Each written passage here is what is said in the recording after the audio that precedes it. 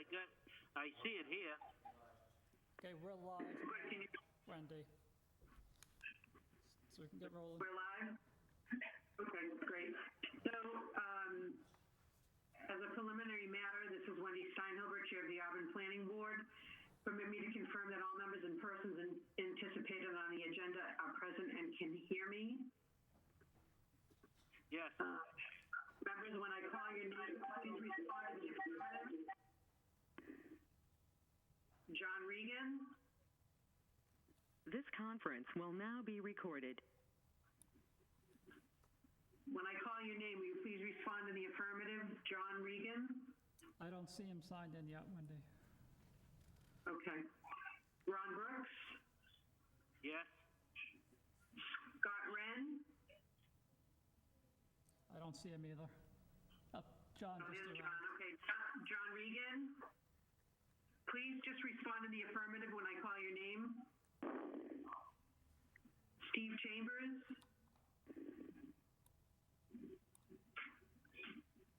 Here. Okay, great. And John Regan? Here, can you hear me? There we are. Yeah, we can hear you. So Nick Lynch is not going to be joining us tonight. So the only one we're looking for is Scott Wren.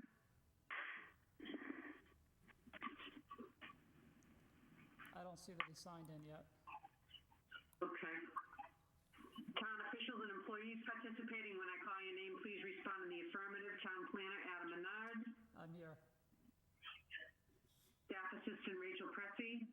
I'm here. Cable TV manager Chris Hugo. He's here. Okay. We've got several other people. Good evening, in. Okay. So we're just looking for Scott. When Scott signs in, we'll acknowledge.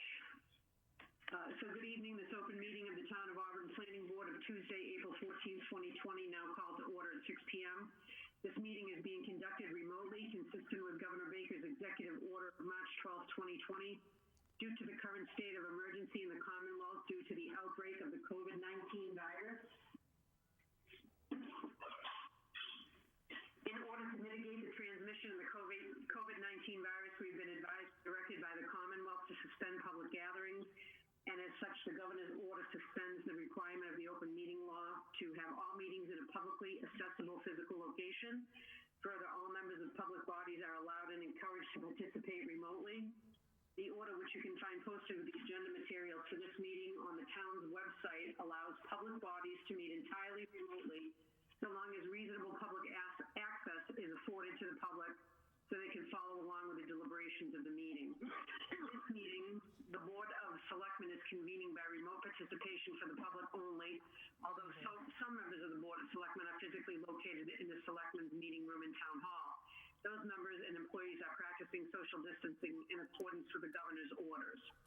For the public to join the meeting remotely by telephone, call 1-312-757-3121 and enter access code 133747477,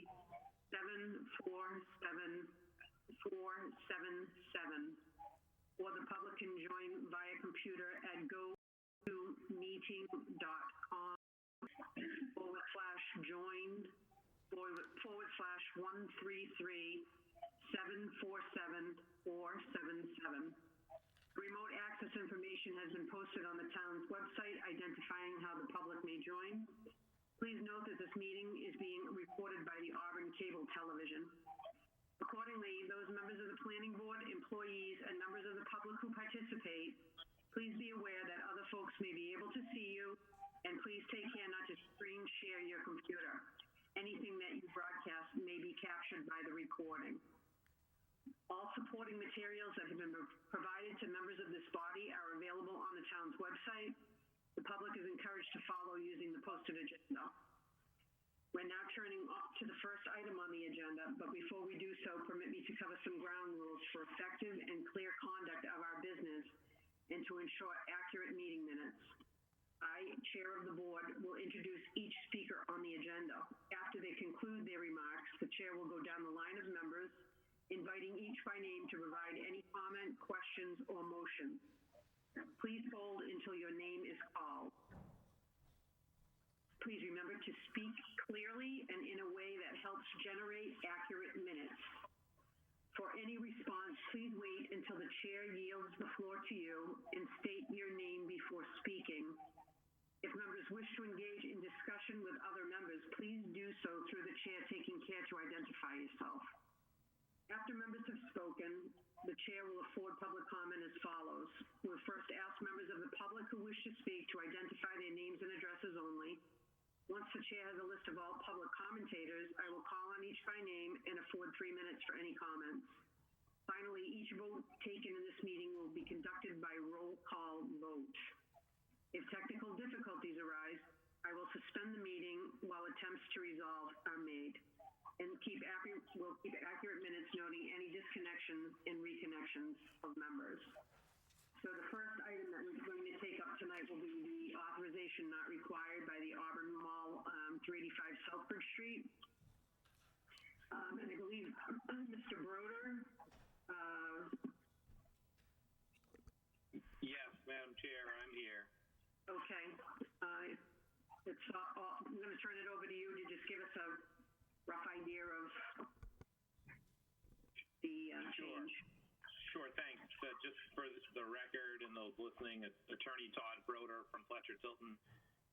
The reason that you're looking at another approval not required plan for this parcel that's a portion of the Auburn Mall is related to when the ALTA survey was done just recently.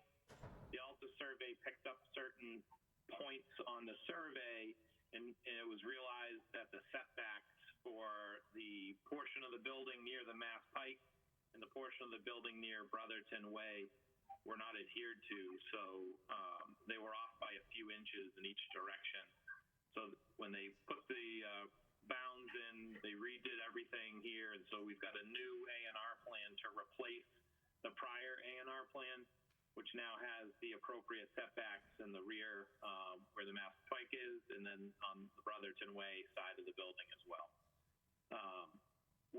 When they did that, they expanded the rear area near the Mass Pike because there is a fairly large loading dock area down there with a concrete apron. So they decided to include that piece of it with this parcel as well. Just seemed to make sense.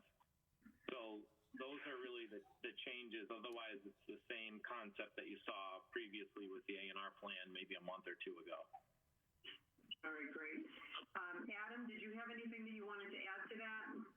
No, it's pretty much just a correction of the previous A&R. I will add that we'll need to have the Mylar signed at some point. We can talk about that at a later point, but I talked to the Registrar of Deeds, and they do need a wet signature on the Mylar plan. Okay. So we just need to entertain a motion to accept the A&R as presented. I'll make that motion. And could you please identify yourself?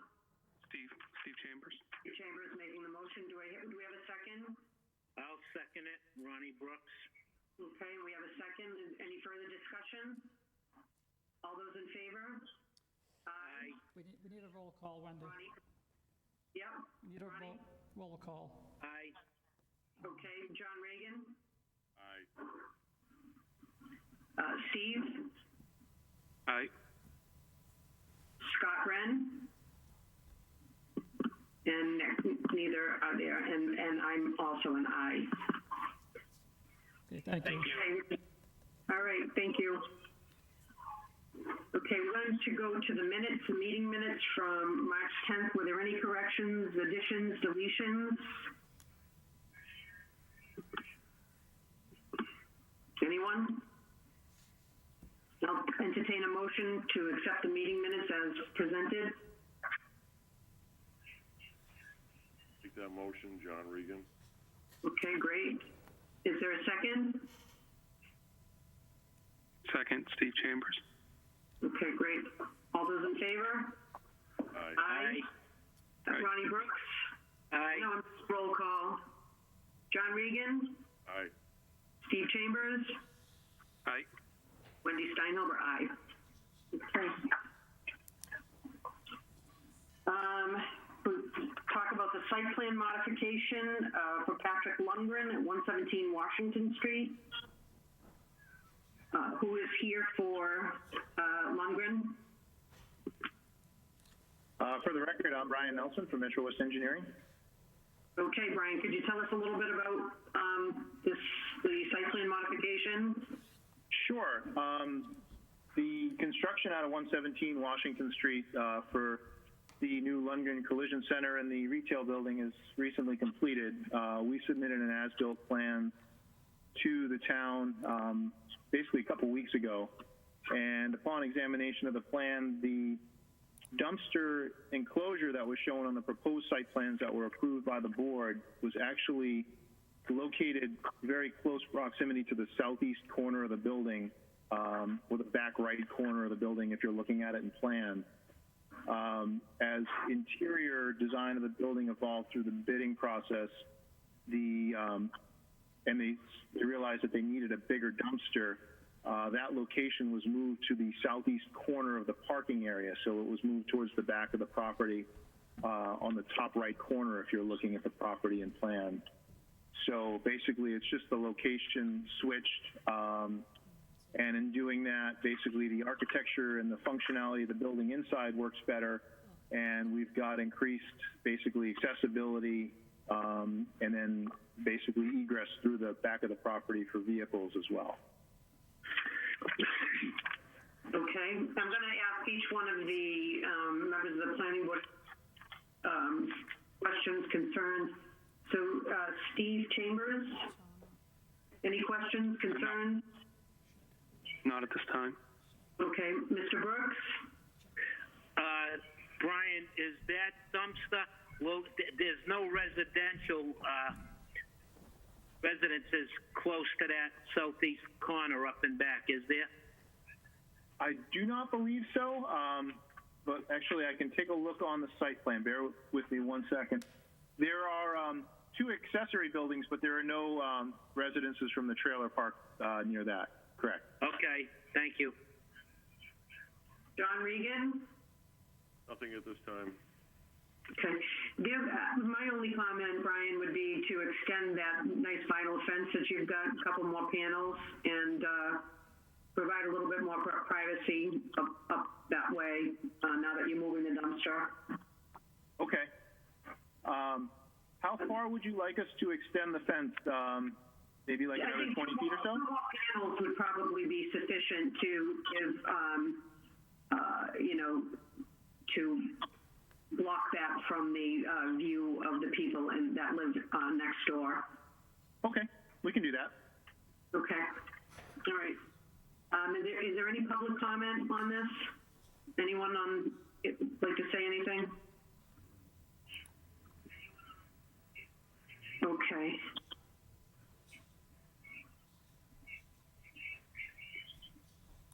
Do we have to agree this is a minor modification?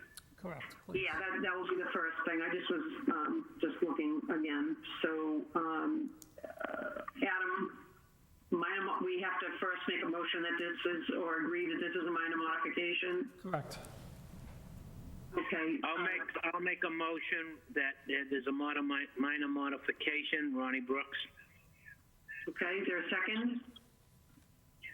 I'll second it, John Regan. John Regan, second. All those in favor? Aye. Aye. Steve Chambers? Aye. Ronnie Brooks? Aye. John Regan? Aye. Wendy Steinhilber, aye. Okay, and then do we need to make another motion on that, Adam? Yeah, you need to accept the modification. Approve. Oh, I'm sorry, yes, right, okay. So let's make a motion to accept the minor modification. I'll make that motion to accept the minor modification. Ronnie Brooks. With 2 more panels for the fence. To be extended. Great, okay, and is there a second? I'll second it, John Regan. John Regan, okay, all those in favor? Steve Chambers? Steve Chambers, aye. Ronnie Brooks? Aye. John Regan? Aye. Wendy Steinhuber, aye. Okay. Thank you, Mr. Nelson. Thank you very much. I hope you're all healthy and safe, and have a good evening. Thank you. Thank you. You as well. The A&R fee for Penrose Properties for the Mary B. Stone School. Adam, can you tell the group a little bit about this? Sure, you might recall that the A&R was brought before the planning board a month or so ago, which was approved and signed off. However, I neglected to bring this up at the time. Town administration is working with the developer Penrose to try to eliminate or to scale back some of the fees that are required for that project. It's the affordable housing for our seniors. Town administration is pretty supportive, so we're trying to save them some money if we can. The fee for an A&R plan, for this particular A&R plan, was $250. So I'd like to ask the planning board to waive that fee. Okay, Steve, did you have any comments, questions, concerns? This is the only fee they're looking for, or there'll be more coming down the road? This is the only one for planning board. There are other fees for, like building permits, the building commissioner for sewer. There are other fees, but the only one that the planning board has any control over is this particular one, the A&R. Okay, I'm all done. Thank you. Okay, Mr. Brooks? I'm all set. Mr. Regan? All set. Okay, so we'll make a motion to accept waiving the fees for the required fee for the planning board for Penrose Properties. Who'll make that motion? I'll make that motion, Ronnie Brooks. Okay, second? I'll second that, Steve Chambers. Okay, great. And so all those in favor, Mr. Brooks? Aye. Mr. Regan? Aye. Mr. Chambers? Aye. Wendy Steinhuber, aye. All right. Wendy, I believe I saw Mr. O'Neill for SEL Realty log on. If you want to take him. Which one is it, Adam? That's the Hampton Street subdivision, SZLL Realty. Okay. So, who is here for SZLL Realty LLC? Madam Chairwoman, it's Donald O'Neill. I'm here for SCLL Realty. I believe Joe Graham, the engineer, is also online. I did see his name in the program listing. Okay. Did you have an update? I think on this one, we're still waiting for comments back from Graves Engineering. We had submitted some additional information electronically, and there had been a request for additional fees for the review of the material that we were submitting. And we haven't received any comments yet. I did have an exchange with Adam earlier today where he indicated that Graves was looking for a paper copy of the hydraulic calculations. And we did have a little bit of a problem in terms of getting the paper printed copies with the shutdown and the difficulty in terms of getting copies generated and delivered. We weren't expecting that the paper copy would be necessary for Graves to complete their review process.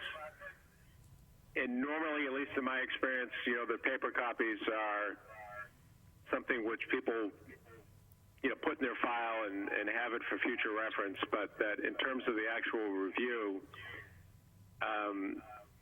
we were expecting really that they could do that based on the electronic information that had been filed. And it's my understanding really that there are no comments back from Graves, so there's really nothing for the board to discuss or for us to respond to without those comments. I did look on the agenda, and it looks like the board's next meeting is on 4/28, which is just 2 weeks away. And what I was hoping was if there was a way for the board basically to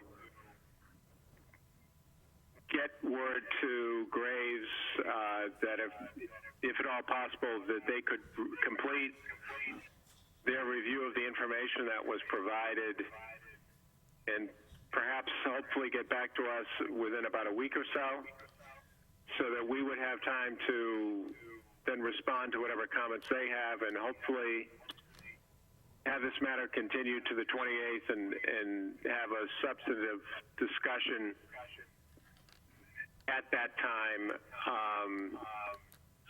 so that we could move forward. And I do realize that, the circumstances which everyone is operating under and the difficulties that presents, but my client is getting anxious or wants to try and, move this forward as quickly as possible. Okay. And I do know that you do need their comments, and was hopeful that you could just get word to them that, you would hope to see that, hope for us to receive comments within the next week or so, as I've indicated. Okay, so we'll entertain a motion to continue the hearing to April 28th, and if, Adam, could you outreach to Graves? Yeah, I'll get in contact with them again and ask them to get working on it. All right, and we'll find out if indeed it can be completed, and make a decision whether to, go forward at that time or continue the hearing again. So I'll entertain a motion to continue this hearing till April 28th. Mrs. Chairman, Yeah? Wendy, this is Ronnie, through you. Yeah. I just want to make sure that we're cognizant, and I spoke to Adam about it the other day, about with any of these applicants, that we're not under any time constraints, or that we have the signature pages or something from them, so that we're not under that consignment where anybody could get constructive approval. And Adam, can you confirm that that's true?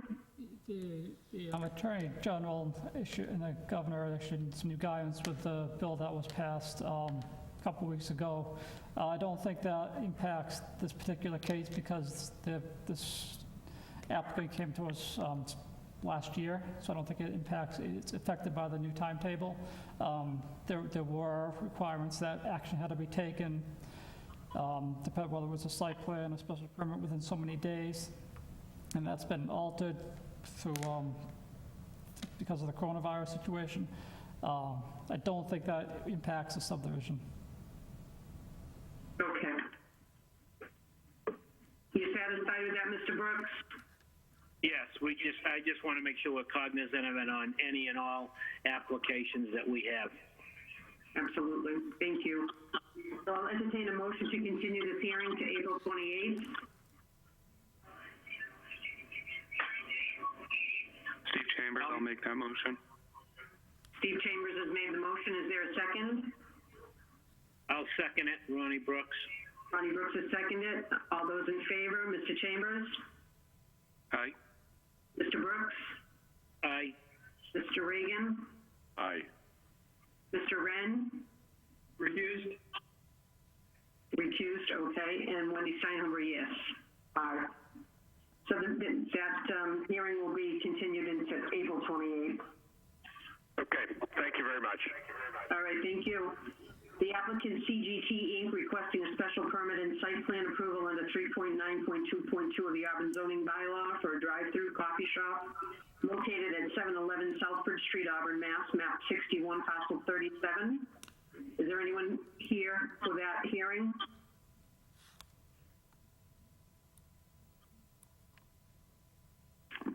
Chairman? Yes? Wendy, can you confirm, is that the current Dunkin' Donuts site? No, this is the one that they're trying to put the new one up where the old AMF jeweler was. No, it's the old Dunkin' Donuts, Wendy. It's the old Dunkin' Donuts that wants to go down where AMF Jewelers is in the TJ Maxx Plaza, correct? Right, correct. That's correct. Okay. Yeah. Yeah. Are we That's what I doing said, that? where AMF Jewelers was, right, okay. So I'm not hearing that anyone's Wendy. here for that meeting. Yes?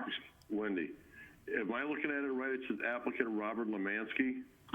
No, that's the existing Dunkin' Donuts. Mr. Correct. Romansky is looking for a special permit. That's another hearing. This one is down at the bottom of the agenda under the SZLL Realty. It's the applicant CJT Inc. requesting a special permit and site plan approval.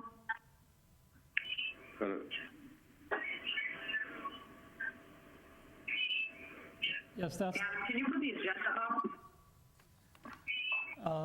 yeah, I can. Give me a minute. Thank you. Yeah. 717. Through the chair. Yes, Mr. Chambers? Was there additional information in this packet regarding that one, or is that just the continuation from previous meetings? Well, hearing that no one is here for that meeting, I'm assuming that we're going to continue it to the April 28th meeting. I was waiting to see if anybody was here for that hearing, but there isn't. So it appears we're going to continue it. And it is the Dunkin' Donuts, the new one that they're trying to build in the Auburn Plaza parking lot, where AMF Jewelers was. Mr. Chairman? Yes. Oh, Adam's gone, but I believe they're still, in addition to whatever else, they're waiting for some responses from the state DOT on the road on Southbridge Street. Correct. That's correct. That was the last I heard, Wendy, last week, was they're working with MassDOT on the whole Route 12, whether extending a turning lane or some other options, possibly moving the entrance. There's several outstanding questions they're still working on, so I didn't hear from them. I wasn't sure if they were coming or not today. Okay. And I'm not hearing that anyone is here for that hearing, so I would entertain a motion to continue to April 28th. So moved. Steve Chambers makes that motion. Is there a second? Random seconds. Okay. Any further discussion? All those in favor, Mr. Chambers? Aye. Mr. Wren? Aye. Mr. Brooks? Aye. Mr. Reagan? Aye. Wendy Steinhuber, aye. Okay. It has been continued to April 28th.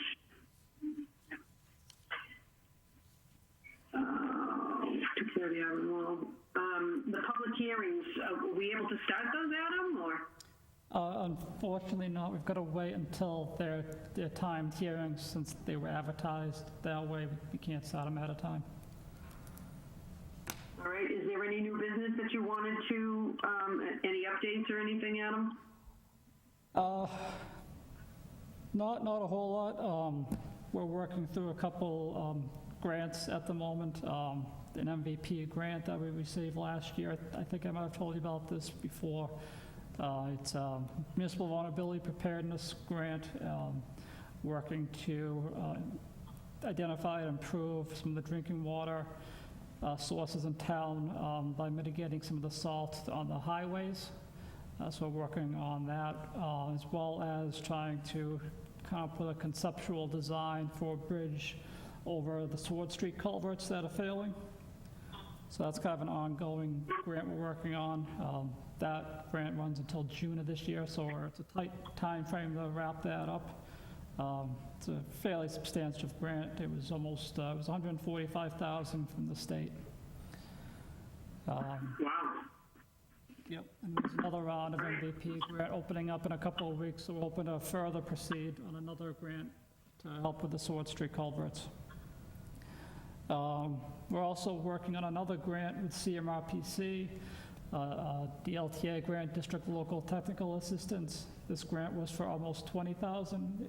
We're working on a conceptual redesign of Garden Park. I don't know if you've been up there lately. It needs a little bit of attention, some modernizing. So they're working with us to try to redevelop, come up with ideas to redevelop that area. Whether it's expand the walking trails, maybe a boat launch, or the WRTA bus stops, just bring back that area to life. So that's another grant we're working on. Okay. So should we suspend the meeting until 7:05? Yeah, I think we can take a recess for 25 minutes. That's up to you. We can do that. We can leave the computers running and just pause the meeting. Okay. So you should take a vote if that's what you'd like to do. Okay, so entertain a motion to take a 20-minute recess, 21-minute recess until the 7:05 hearing. I'll make that motion, Ronnie Brooks. Okay, and is there a second? John Regan. Okay, and so all those in favor, Mr. Chambers? Aye. Mr. Wren? Aye. Mr. Regan? Aye. Mr. Brooks? Aye. Wendy Steinhuber, aye. Wendy? Yes.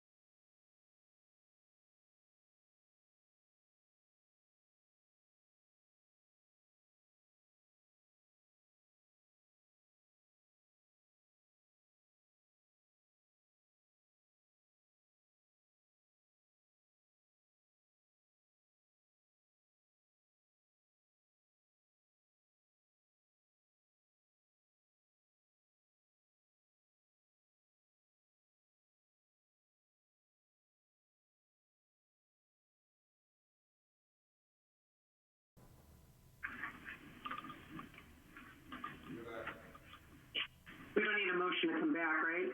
Yes, please. Okay. So the 705 applicant S&K Development LLC requests for a special permit for earth removal under Chapter 12.16 of the Auburn General Bylaw for removal of earth at 373 Oxford Street, North Auburn, Mass. Map 40, parcel 69. Who on the call is from the S&K Development? This is Michael Scott. I'm an engineer at Land Design Collaborative, and I'm here. And there's another group, George Smith, Jim Smith, and Matt Carlson are also present. Okay. You want to give us? Wendy, we need a vote to open the hearing, Wendy. Oh, my apologies. We need a motion to open the hearing? Wendy, I'll make a motion to open the hearing, but could you ask them, or Adam, can you designate a little closer as to where this is, the location of this is? Yes, let's get the motion taken care of first. So, Mr. Brooks, Ron Brooks has made a motion to open the hearing. Do we have a second? I'll second that motion, John Regan. Okay, great. All those in favor? Mr. Chambers? Steve? Sorry, I couldn't hear you.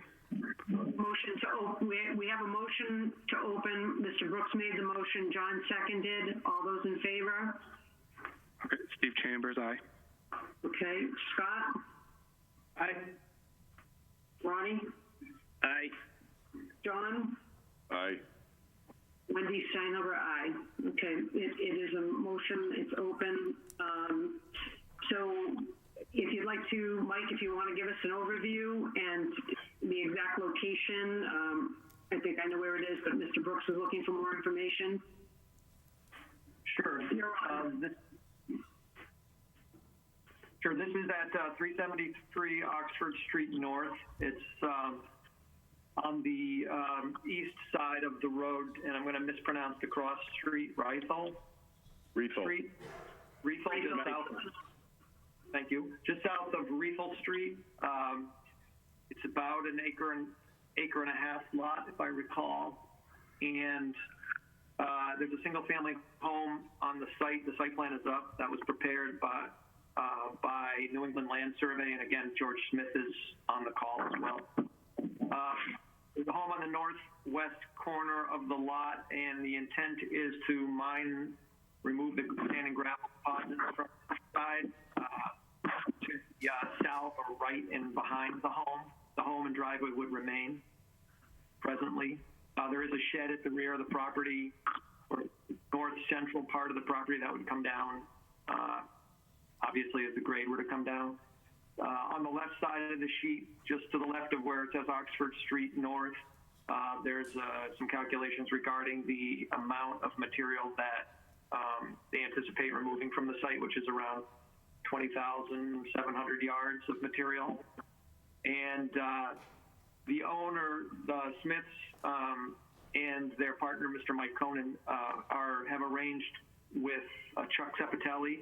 Mr. Sepitelli would do the removal of the material. He would screen material at the site and then truck the material to one of his processing plants in Webster. He's hoping to start as soon as possible, and he expects anywhere from a month to 2 months to remove the material. Okay. Mr. Chambers, do you have any questions? Not at this time. Mr. Brooks? Will they be moving any loam or topsoil? The materials the loam is to be stockpiled at the rear of the site. I can't answer the question about the disposition other than that the site will be restabilized with the material that is stripped. If there's any excess, I'd have to defer to the Smiths. Right, because I believe that we have a bylaw that does not allow, without a permit or anything like that, the removal of topsoil or loam from the town. And Wendy, my question to you is, or Adam, what does the bylaw say now after all the changes we've had with, as a result, after effect of Lowell's, with respect to removing anything in addition to 500 yards, other than the special permit? No, they would just need a special permit. If they were to, just at this point, just a special permit.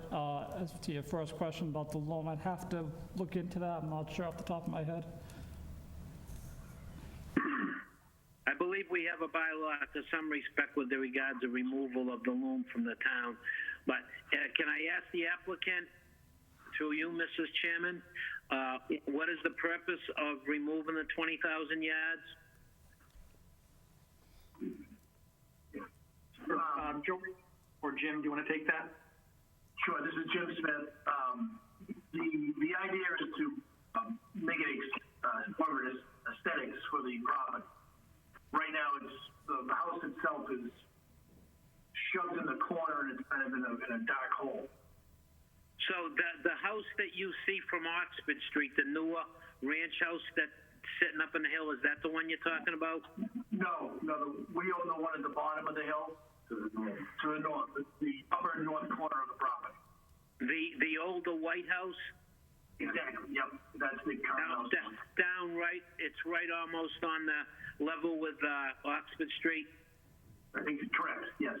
When you come out of Rethel Street, there's a house on the corner, and then you're the next house over, the old Prescott house? Exactly, that's it. That's us, yep. Okay, And all right. We don't propose to take any loom out of there. We were going to reuse that loom to loom and seed the final phase. So it won't leave any crazy grades that are directing water onto others' property or anything like that? No, not at all. Not at all. It's basically takes that crazy hill that right when you come off the road. And so it'll be as gentle as grade if you can take it back. The only concern I have, Wendy, and others is that I don't know if we need to have some kind of a plan that shows what the grades are and everything. I think John might better know that. They show the new topography. This is Mike Scott. Again, the site grading plan does bring the drainage or can retain the drainage on site. And as generally everything flows to the northwest, now I say generally there's several divides, but a significant portion of the site drains to the northwest. Some does drain to the northeast. The majority of the site now will drain towards the west and northwest. And the plan does accommodate sediment basins during construction or during removal, sorry.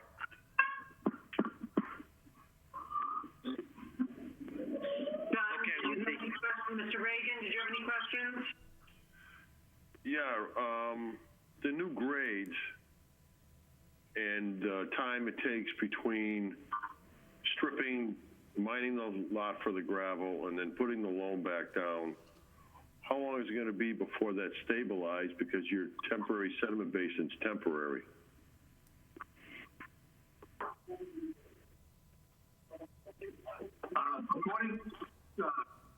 According to the Chuck, the gentleman doing the excavation, I believe it's 1 to 2 months you'll finish the project. But that wasn't my question.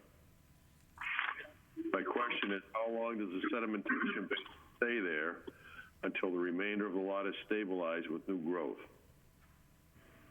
Because the way this is graded right now, that's going right into the proposed temporary sedimentation basin. So if you loam it and seed it and fill that basin in, as soon as it rains, it's going to wash out into Oxford Street.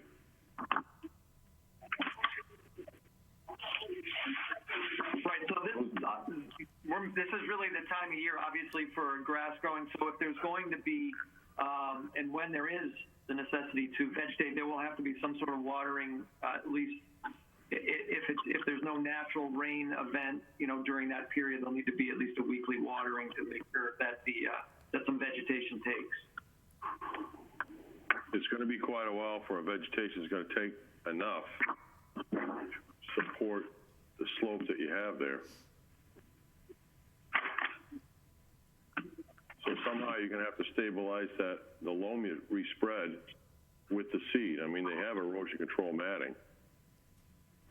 Certainly that could be warranted on the 3-to-1 slope, which is what is on the southern side of the site. The rest of the site's only about 4% slope, and these soils, as they've excavated, are purely sand and gravel here. So we're not talking till materials or clay materials. These are low erosivity soils. Yeah, that's the stuff underneath. That doesn't keep the loam on top. The loam washes right off. Doesn't matter what the underground is. Rain's hard enough that it's going right into Oxford Street. You need to put some sort of barrier all along Oxford Street. Yeah.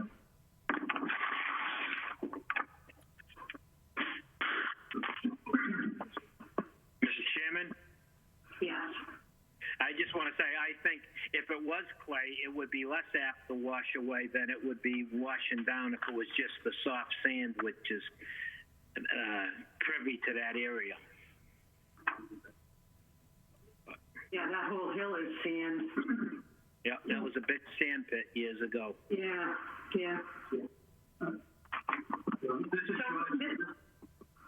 Mr. Reagan, did you have suggestions to put hay bales all along Oxford Street North?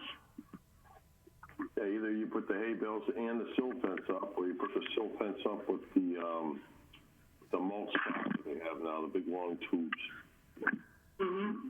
And then on the slope to the south, you need to put erosion control mat.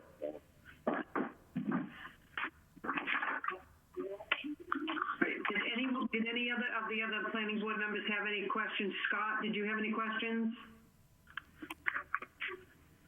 No questions. Okay. Any other comments, John? No, I go along with Ronnie about the 500 yards and no loam leaving the site. That is in the town bylaw. Mm-hmm. Okay, I'm going to ask for public comments, and I do have some questions that came in from David Sampson at 24 Riesel Street. He wanted to know what controls are in place to limit the sand, dirt, and dust during the removal process.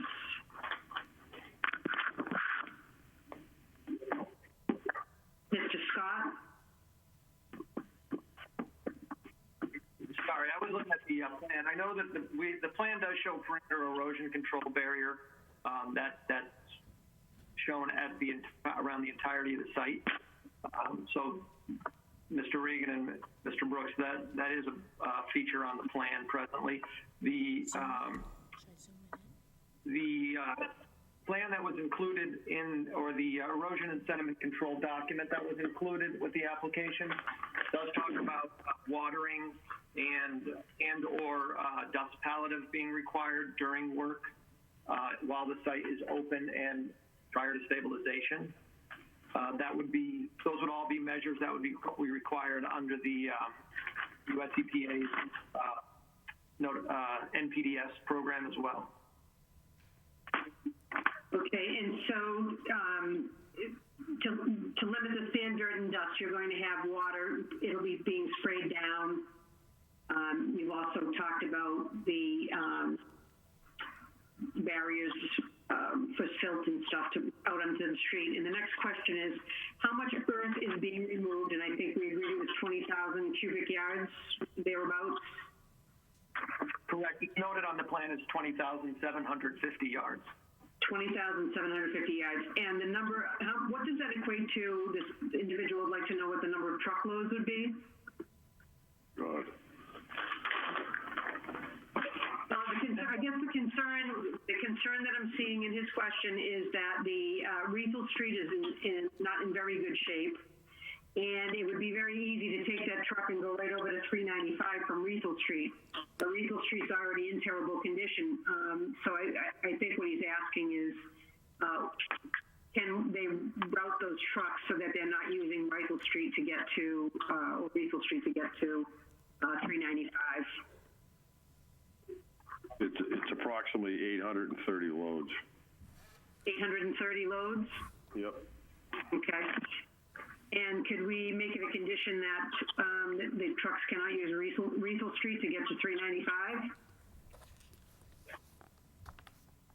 Wendy, Yes, Mr. Brooks? do they know where they're taking the fill? To Webster? They're taking it to Webster, which means they'd go right down Riesel Street to 395. Right? They go right down and get on at the exit entrance there. On the lower end of Riesel. Right. And the only other option is to go, take a left and go down Oxford Street and then go up and get on 290 right at the entrance to 290 in the Pike there. Right. I mean, it is a residential street. It would make sense to limit the way that the truck travels on that road. Absolutely. Okay. And go ahead, John. You can either go that way or take a right out of the lot and get out of Bryn Mawr, take the right by Bryn Mawr School, and your next right, and you're right there at the highway. Right. Anything but using Riesel Street. And the next question is, when is this starting? They've already started to take down the trees, and when will it end? Did you say it was going to be approximately 2 months, Mr. Scott? Correct. They would expect somewhere between a month or two from when they begin the earth moving operations. Okay. The next question is, after the earth is removed, when will loam and seed be completed?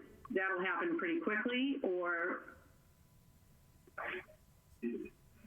Yeah, they would spread the material and then seed and stabilize the slopes. Again, you're talking, as Mr. Regan has pointed out, there would need to be some period of maintenance there to ensure that adequate precipitation is getting on the ground, and then there'd need to be some maintenance of the temporary erosion control barriers during that period. Okay.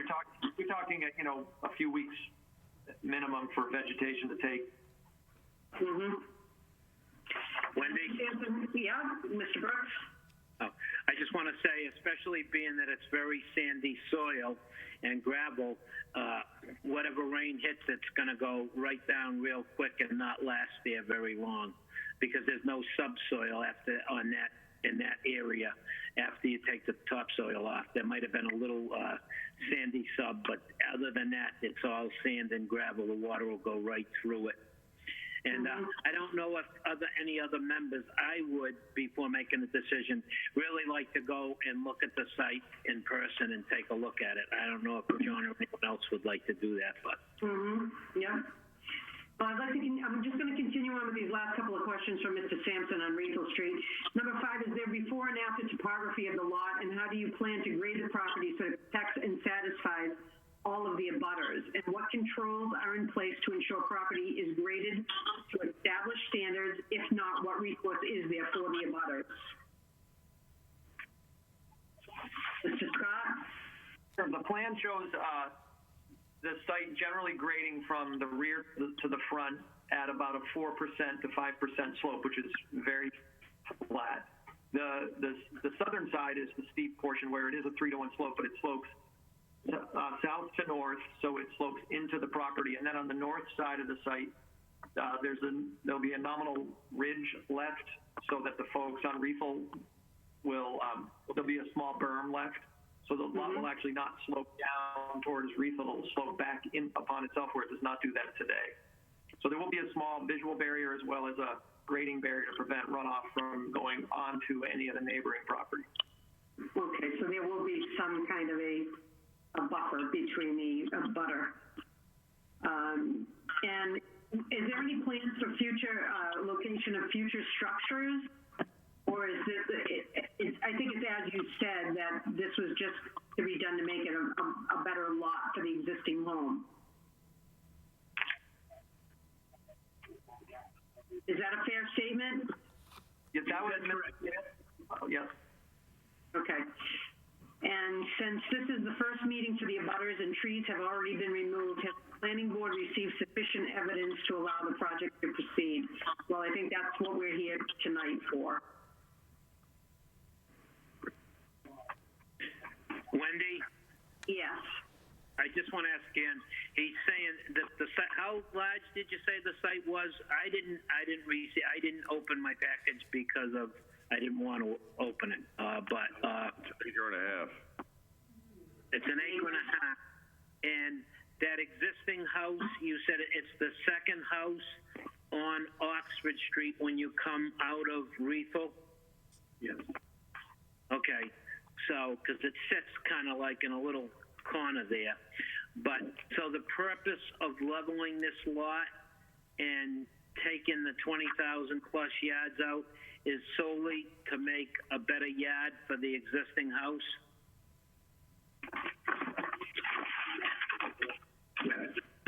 Anyone? Yes. Yeah. And there's no intention of putting an additional home on it or anything else? Not at this time. Not at this time. Not at this time. Well, and Mr. Sampson, who asked the question, should know that if that does come to pass, they'll have to come back for any other additional project to proceed anyway, so we'll cross that bridge when we come to it. Again, Wendy, I'd still, before a vote, like to take a look at it in person. I've known it for a long time, but I need to look at it a little differently now. Absolutely. Adam, is there plans for a peer review on this? Yeah, yes, Wendy. We received payment today, and the peer review went out to Graves today, so they'll be working on that right away. Also, there is a section in the bylaw that might be of interest to the board, section 4.3. The board may require that up to a 50-foot buffer strip shall be maintained at all boundaries and not excavated if they feel such a requirement is warranted. So the board does have some authority in that respect. Okay. Mike, Mr. Scott, how much of a buffer did you say there was going to be The buffer's small. I'm not able to measure the plan because I'm looking at PDFs myself. Okay. But it's a nominal buffer. There would be virtually, I will say the way that the plan is drawn right now, virtually all the vegetation comes down and then the site would be revegetated. So the limit of work is effectively the entire site, and the lot is 1.8 acres. I see the measurement or the number on the plan shown in front of the home. How much frontage do they have, Wendy? I can't tell from this run. I'm looking at the same thing you are. How much frontage is there? Well, 277. 277 feet? Yes. And can I ask them, Wendy, when you're done with the grade, how high above Rethel Street, above Oxford Street will you be approximately? All right, the front of the site will effectively be at the, maybe 5-6 feet above road grade, and then meaning that the rear of the site, and then you said it's tapering back at a 4% grade? Yeah, so the rear of the site at about 590 meets existing grade, which is about 20 plus feet above existing grade, or above the road. So in the front it's 4 or 5 feet above, and in the back it's about 20 feet? Yeah, it'll come more or less right down to street grade at the entrance. And then it will slope up from there to the rear. And then the right side, as you look at the lot from the road, the south side of the property will be a 30-foot, anywhere from a 10 to a 30-foot cut. Sloping to the north or from right to left as you face it.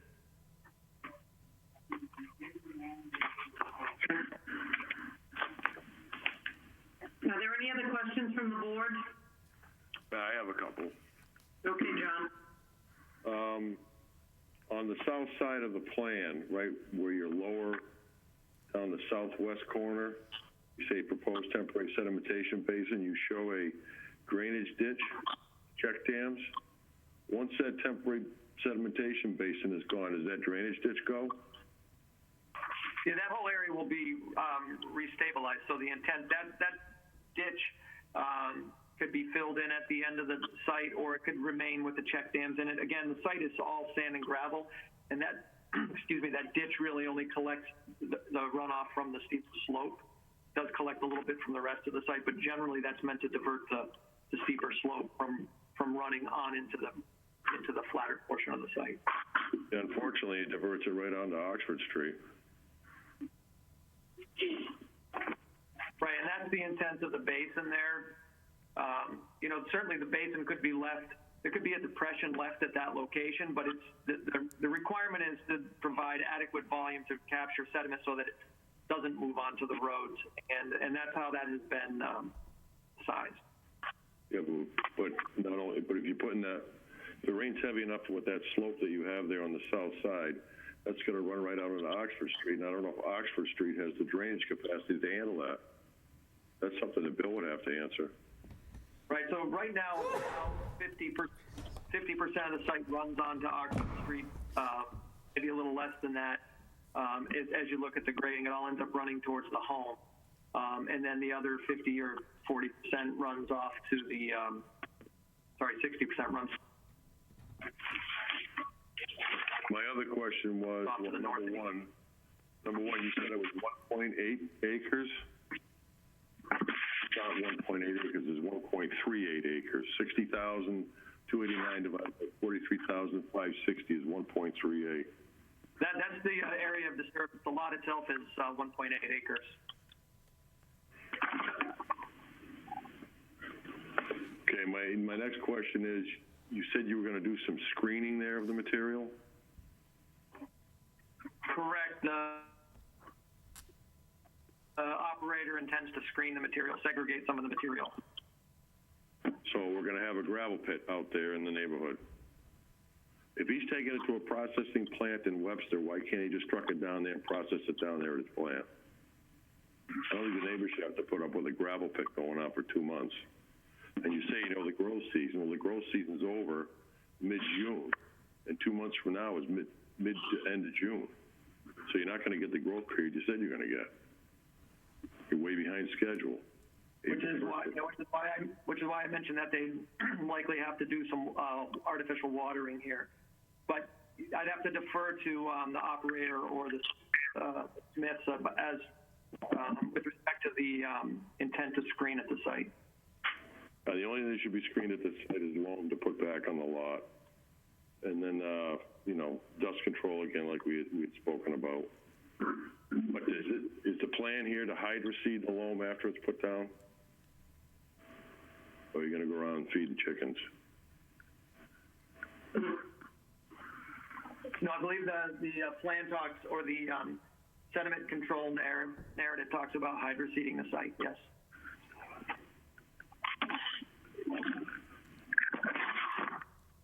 Anyone else on the board have any questions?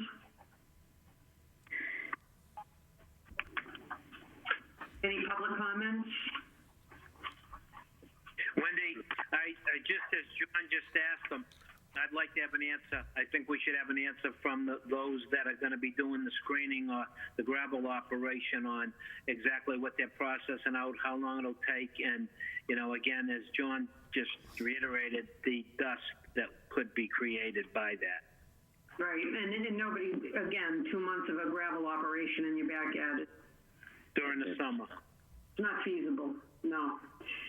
So we have put it out to Graves for peer review, and we have a lot of questions that need to be answered. We're also going to go and take a look at the site, and I think at this point we should probably continue the hearing. Adam, any sense of the length of Graves' review, or would April 28th be too soon, or should we shoot for that? I have a feeling the 28th would be too soon. They just still receive, I mailed the plans and documentation today, so they probably won't get it for a couple days. And we need all materials for the next meeting by next Thursday, so I'm guessing it's gonna be too soon. Okay, so the next hearing after the April 28th hearing is when? May 12th. May 12th? Okay. So we will, I'll entertain a motion to continue the hearing to May 12th. Wendy, I'll make that motion to continue this hearing to May 12th. Mr. Brooks has made the motion. Is there a second? I'll second it, John Regan. John Regan has made the second. All those in favor, Steve Chambers, Aye. Scott Wren, Aye. Ronnie Brooks, Aye. John Regan, Aye. Wendy Steinhilber, aye. It is a vote. We'll see you on May 12th. Please be prepared to answer a lot of those questions, and we'll have the site plan review hopefully by that time as well. Thank you. Okay, thank you very much. 710 applicant Robert Lemansky, L-A-R-E-R-T, request for special permit for drive-up facility under 3.9.2.2 of the Auburn zoning bylaw to allow a drive-through on property located at 717 Southbridge Street, Auburn, Mass., map 60, parcel 80. Is Mr. Lemansky on the line? Yes, present. Great. Okay. Want to tell us a little bit? I mean, I think we know, but for our viewing. Open the public hearing first. Oh, I'm sorry. Yeah. Entertain a motion to open the hearing. I'll make that motion, Wendy. Ronnie Brooks. Okay. And is there a second? I'll second, Scott Wren. Okay. Mr. Brooks has made the motion. Mr. Wren has seconded. All those in favor, Mr. Chambers, Aye. Mr. Regan, Aye. Mr. Wren, Aye. Mr. Brooks, Aye. Wendy Steinhilber, aye. The hearing is now open. Mr. Lemansky, can you please tell us a little bit about it? Yes, Madam Moderator. Again, Robert Lemansky, submitting a special permit application for the continuation of a use that was first applied for by CGT Inc., approved by the Auburn Planning Board and filed with the town clerk back in April 8th of 1988. The purpose at the time was a restaurant coffee shop included with the application. It was the original site plan approved by the Auburn Planning Board and filed with the Auburn Town Clerk on April 8th, 1988. There's been no changes to the building or parking lot since the original permit were issued. The purpose of why I'm doing this is my longtime tenant is in the process of leaving the location. And as I found out, the special permit is in the name of CGT, and if CGT leaves, then the use of the building, which is being used for right now, can no longer exist. As far as having that drive-up entrance, what I'm trying to do is protect that use by putting the drive-up window permit, special permit, in the name of Robert Lemansky Realty Trust. I believe my engineer, Jay Du Bois, is on the line. Is that correct, Jay?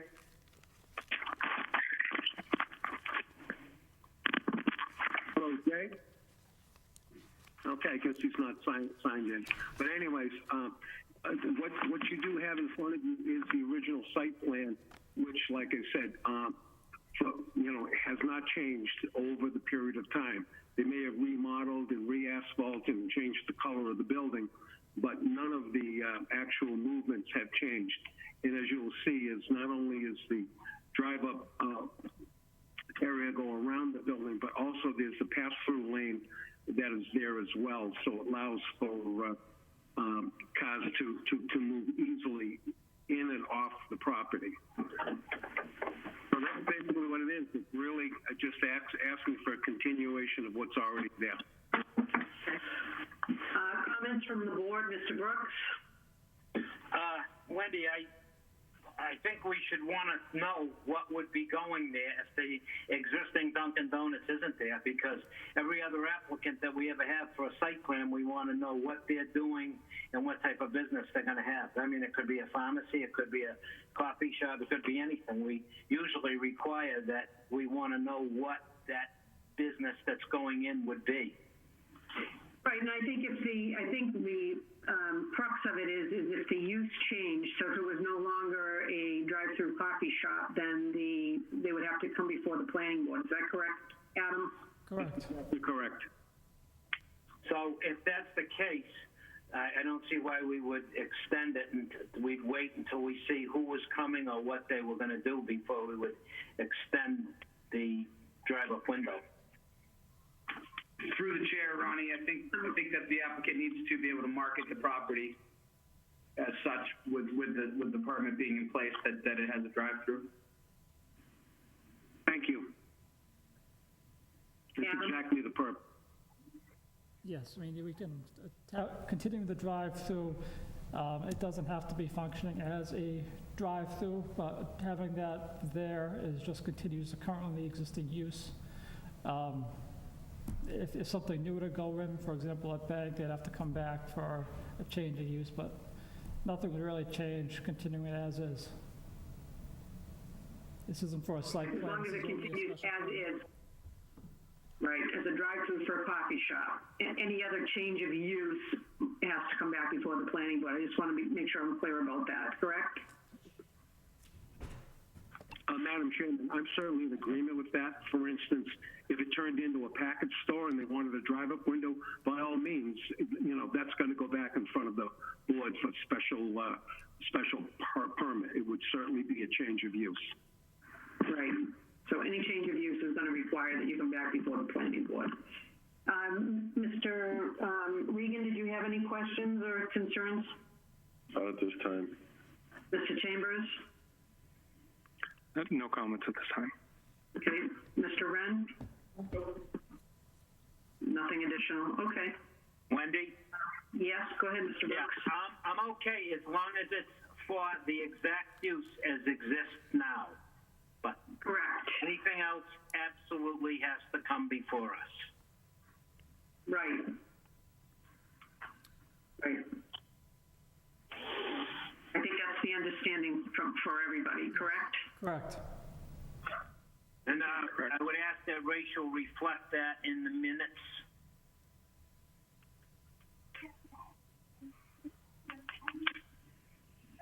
Okay. So close the hearing. Yes, please. Entertain a motion to close the hearing. I'll make that motion. Scott Wren. Okay, Mr. Wren has made the motion. Is there a second? I'll second it, John Regan. Okay, Mr. Regan has seconded it. All those in favor, Mr. Chambers? Aye. Mr. Regan? Aye. Mr. Brooks? Aye. Mr. Wren? Aye. Wendy Steinhuber? Aye. It is a vote. The hearing is closed.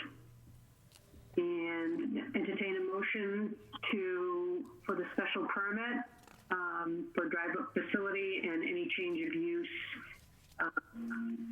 must come before the board.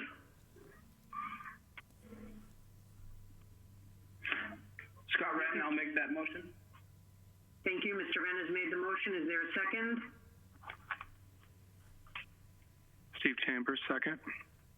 Mr. Chambers has seconded. All those in favor, Mr. Brooks? Aye. Mr. Regan? Aye. Mr. Wren? Aye. Mr. Chambers? Aye.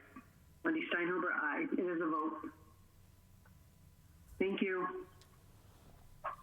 Thank you, everybody, for your time and consideration.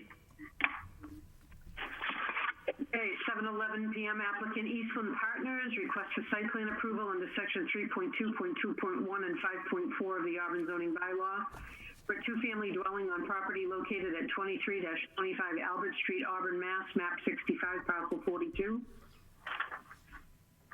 Open the hearing. Is someone here from Eastland Partners? Yep. Hi, Mr. Chairwoman and members of the board. My name is Clay Williams. I work with Eastland Partners. I also have Stephen O'Connell here with me from Turning Point Engineering, the design engineer. Good evening. Wendy, can you open the public hearing? Yep. Can I have a motion to open the hearing? I'll make that motion, Ronnie Brooks. And Mr. Brooks has made the motion. Is there a second? Somebody? I'll make Second the motion. Oh, Okay, Mr. Regan has seconded it. All those in favor, Mr. Chambers? aye. Mr. Wren? Aye. Mr. Brooks? Aye. Mr. Regan? Aye. Wendy Steinhuber, aye. It's open. Okay. Go ahead, Mr. Williams. So I come here before you and your board tonight to discuss a number of properties over on Albert Street, the first of which being number 23 and 25. We are on the agenda for the Zoning Board of Appeals in about 2 weeks to apply for a special permit to construct a two-family dwelling in the rural residential zone. Yep, there's a site plan.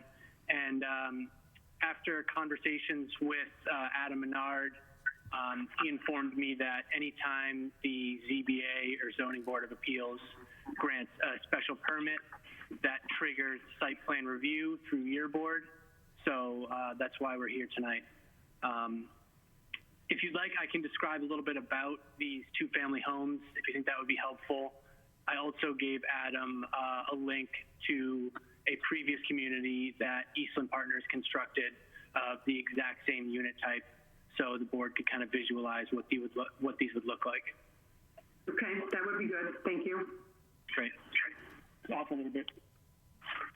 Well, let me know when you want that pulled up. Yeah, so I would say go ahead and pull that up, Adam. Wait, just give us a second. Sure.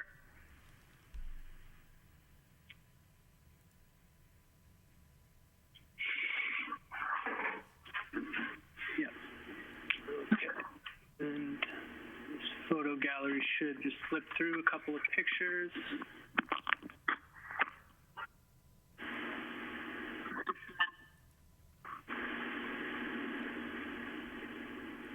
Okay. Perfect. Yeah. So the pictures we're all looking at now are from a community called Rogerson Crossing we built in Uxbridge.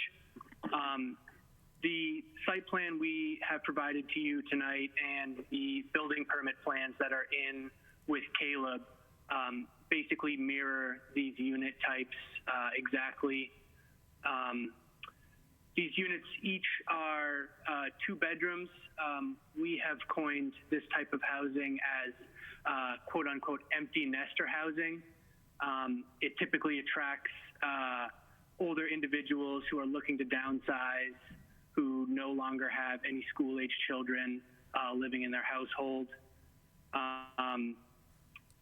As part of some of the planning we did for the original subdivision, we increased all of the lot sizes to more than 69,000 square feet to meet the dimensional standards. All of the frontages and setbacks had already complied with the rules and regulations in town.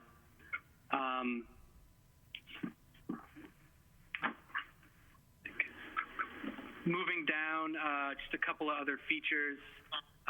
According to Title V, since these are 2-bedroom homes, they'll be projected to consume 220 gallons per day of water and create 220 gallons per day of wastewater. And we have already received commitments from Auburn Water and Auburn Sewer for these 4 duplexes. You know, as I've said, we've built a number of these homes at Rogerson Crossing and in other locations. So, you know, we really have seen that these create good revenue for the towns without creating a lot of the costly impacts such as school-age children or other things like that. Anybody have any questions? Yes. Wendy? Yes. Well, my question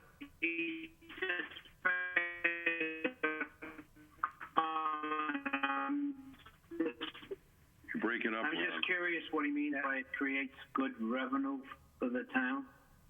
I'm just curious. Yeah. Like, what is that? Yeah, so it's basically, you know, the real estate tax revenue generated. I said he... Could you hear me? We're losing you. Is each 2-family has 4 bedrooms. Yes, for the total 2 units. Any better? Correct. Yes, that's, yeah. Yeah, so there's 2 bedrooms per unit. So each two-family, you're right, so each two-family has 4 bedrooms. Yes, that's correct. Okay, yep.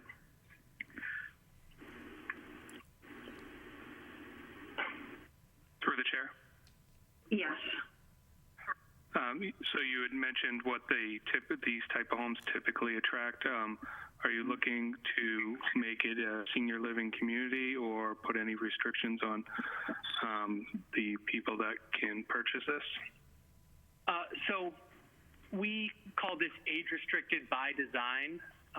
We tend to stay away from the harsher deed restrictions, and through kind of the appeal of single floor living, having only 2 bedrooms and the 2-car garage, it's proven effective at, targeting those older demographics, while still allowing the homes to be flexible in the future.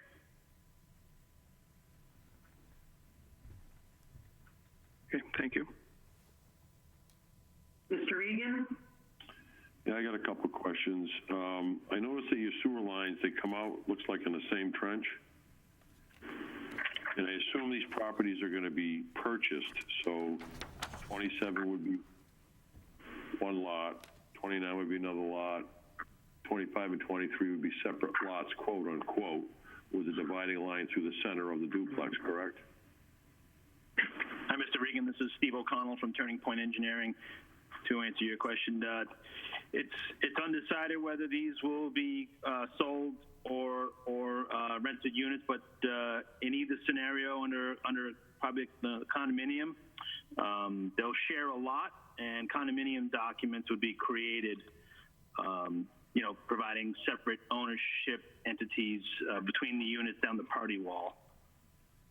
So the assessor has assigned these addresses with the understanding that the duplex will be situated on one lot. Right, no, I understand that, but I'm looking at your utilities, and I see you have the water marked, well, not on this particular plan, we do on the other plans, 10 feet away from the sewer line, but the water line on this line comes in off Albert Street. So my question is, the sewer lines, how close together are they? Because if these are, they can be rental units now, but someday they could be sold separately, so they each have to have their own sewer service, correct? Yep, they do. And they have to be far enough apart so you can dig one up and fix it without ripping up the other one. You gotta run it. Yep, they're about 8 feet apart from my scale here, but there's generally no restriction on separation of sewer lines. Well, if they're 8 feet apart, you got room for 2 eyes, but the way it's drawn, you don't have room for 2 eyes in that area. My other question is, you have a finished floor elevation of 632 and slab equals 631. Is that a 1-foot slab?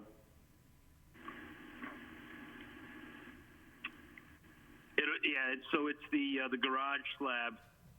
We'll have a couple steps up into the living space of the unit.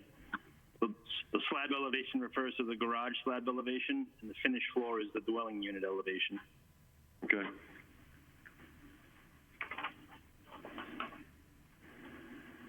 That's all I have, Wendy. Okay, John, thank you. Scott, anything?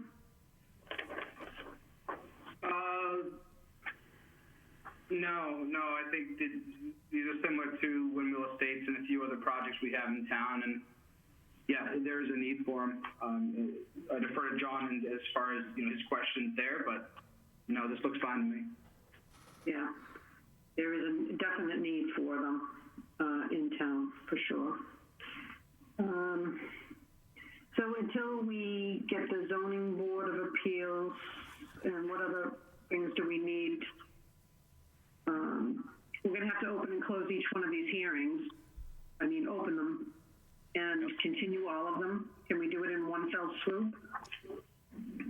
I would do them separately just for clarity's sake. Also want to see if there's anybody in the public that has questions that are joining in. Yeah. So are there any comments from the public? Eileen Lassard, 11 Blaker Street. And your name? Eileen Lassard at 11 Blaker Street. Okay, Eileen, what's your question? Well, I know that there's one road going by these homes at Albert Street. Is there any other access road?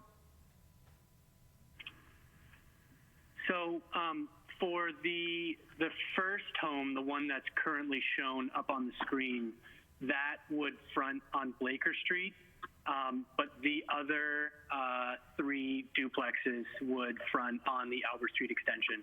So it would be just that one road that goes directly down to Route 20 through that signalized interchange. There's no other exit road.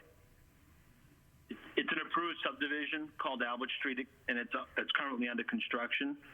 So, So like Clay said, only one of the duplexes will access off Blaker, and the others will be accessed off of the subdivision road, which is under construction. When it's ready. Right. I'm just. Just a minute. Yes.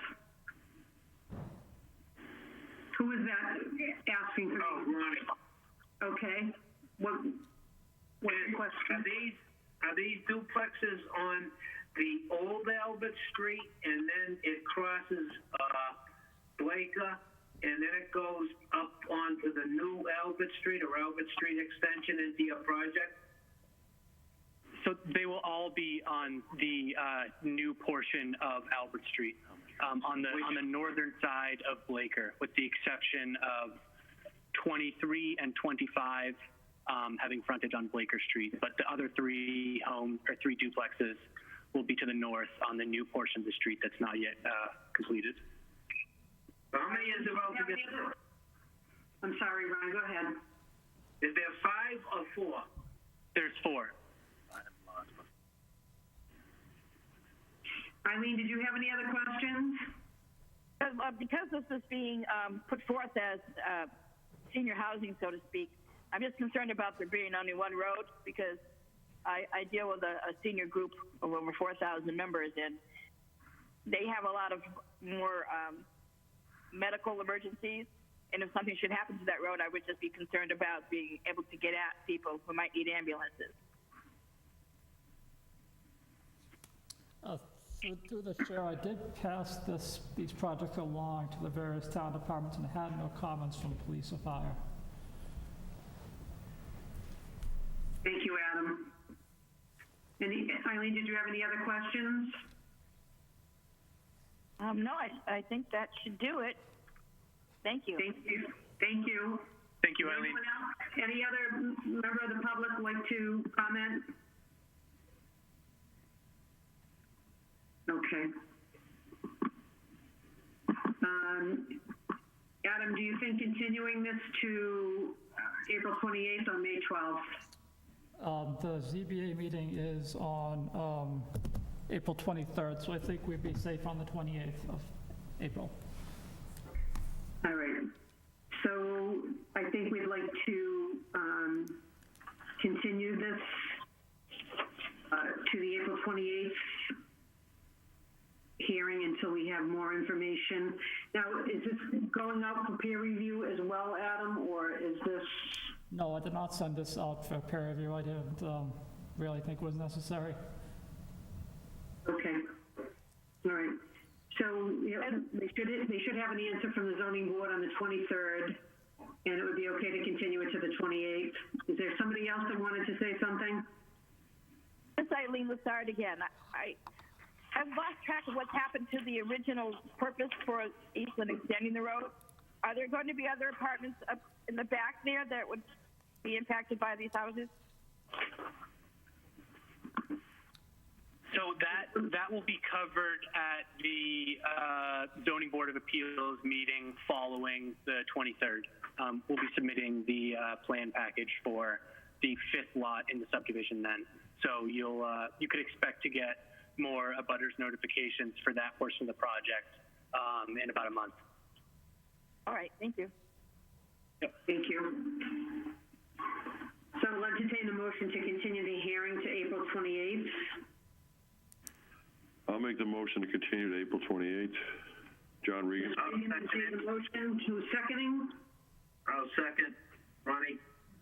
Okay. All those in favor, Mr. Chambers? Aye. Mr. Wren? Aye. Mr. Regan? Aye. Mr. Brooks? Aye. Wendy Steinhuber, aye. It is a vote. We'll see you on the 28th.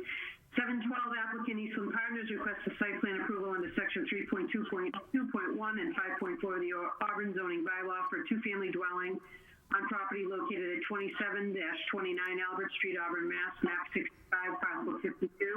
Could I have a motion to open the hearing? I'll make that motion. Who made the motion? John. John Regan made the motion. Who seconds? I'll second. Scott Wren. Scott Wren has seconded. All those in favor, Steve Chambers? Aye. John Regan? Aye. Connie Brooks? Aye. Scott Wren? Aye. Wendy Steinhuber, aye. The hearing is opened. And again, can we just do a quick, this one will be fronted on Albert Street? Mr. Williams? Yes, that's correct. Okay. And so same design, same scenario going to the Zoning Board of Appeals. Yeah, exactly. These four submission packages were identical in every sense except for these front on Albert Street, and then the numbers are different. Other than that, it's the same number of water, used and discharged. It's the same thing. Square footage, architecture, yeah. Square footage, okay. And so again, you're going before the Zoning Board of Appeals 23rd, and so we can continue to April 28th. I have one question. Sure, John. It's not exactly the same. The difference between the garage elevation and the finished floor elevation is only 6 inches. I don't know what code is. I don't know why they're not all the same, but they're all supposed to be the same. They all should be a foot. This one's 6 inches. This is Steve O'Connell from Turning Point. We're within the code requirements. You're probably thinking of the old code that used to have a 4-inch. They call that like a gas trap, from the garage for vehicles in the garage, but it's no longer applicable. And it used to be 4 inches. Why do you have one 1 foot and one 6 inches? I don't get it. Just different topography on this site, on this lot versus the first application. I mean, it's not significant, but just trying to save on fill wherever we can. Pour concrete. I'm good. Thank you. Okay. Anyone else? Any questions from the public? Hearing none, could we get a motion to continue to April 28th? I'll make the motion to continue to April 28th. John Regan. Okay, and who's second? Ronnie? A second. Okay, Ronnie has seconded. All those in favor, Mr. Chambers? Aye. Mr. Wren? Aye. Mr. Regan? Aye. Mr. Brooks? Aye. Wendy Steinhuber, yes. Aye. Continue to April 28th.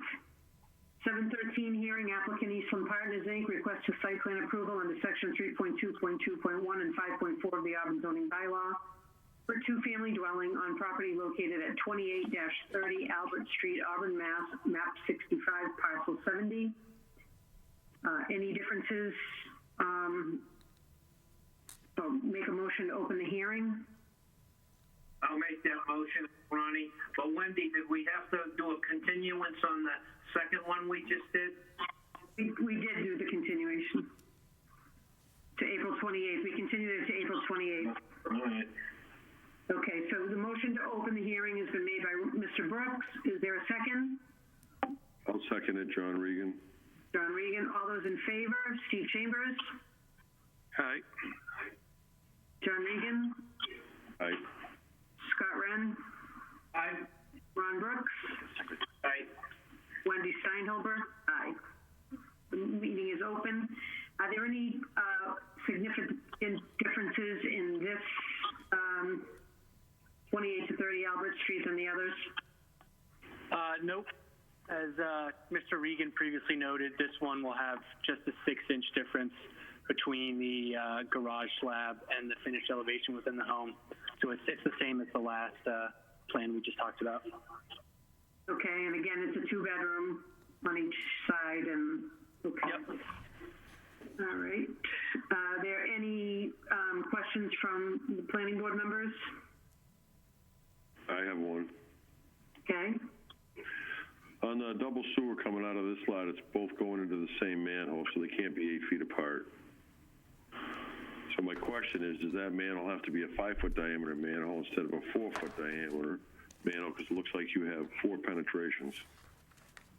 Yeah, so what will happen is one of those sewer services will come into the manhole and the other will come into the main downstream of the manhole. Probably could have been illustrated better on the plan. Okay. Any other questions from the planning board? Any questions from the public? Wendy, the only question I have is Wendy, the question I have is what John brought up earlier is, I kind of feel that each unit should have a separate sewer line all by itself, so that if they're ever separated into separate ownership, one side doesn't have to be disrupted for the other one to be repaired.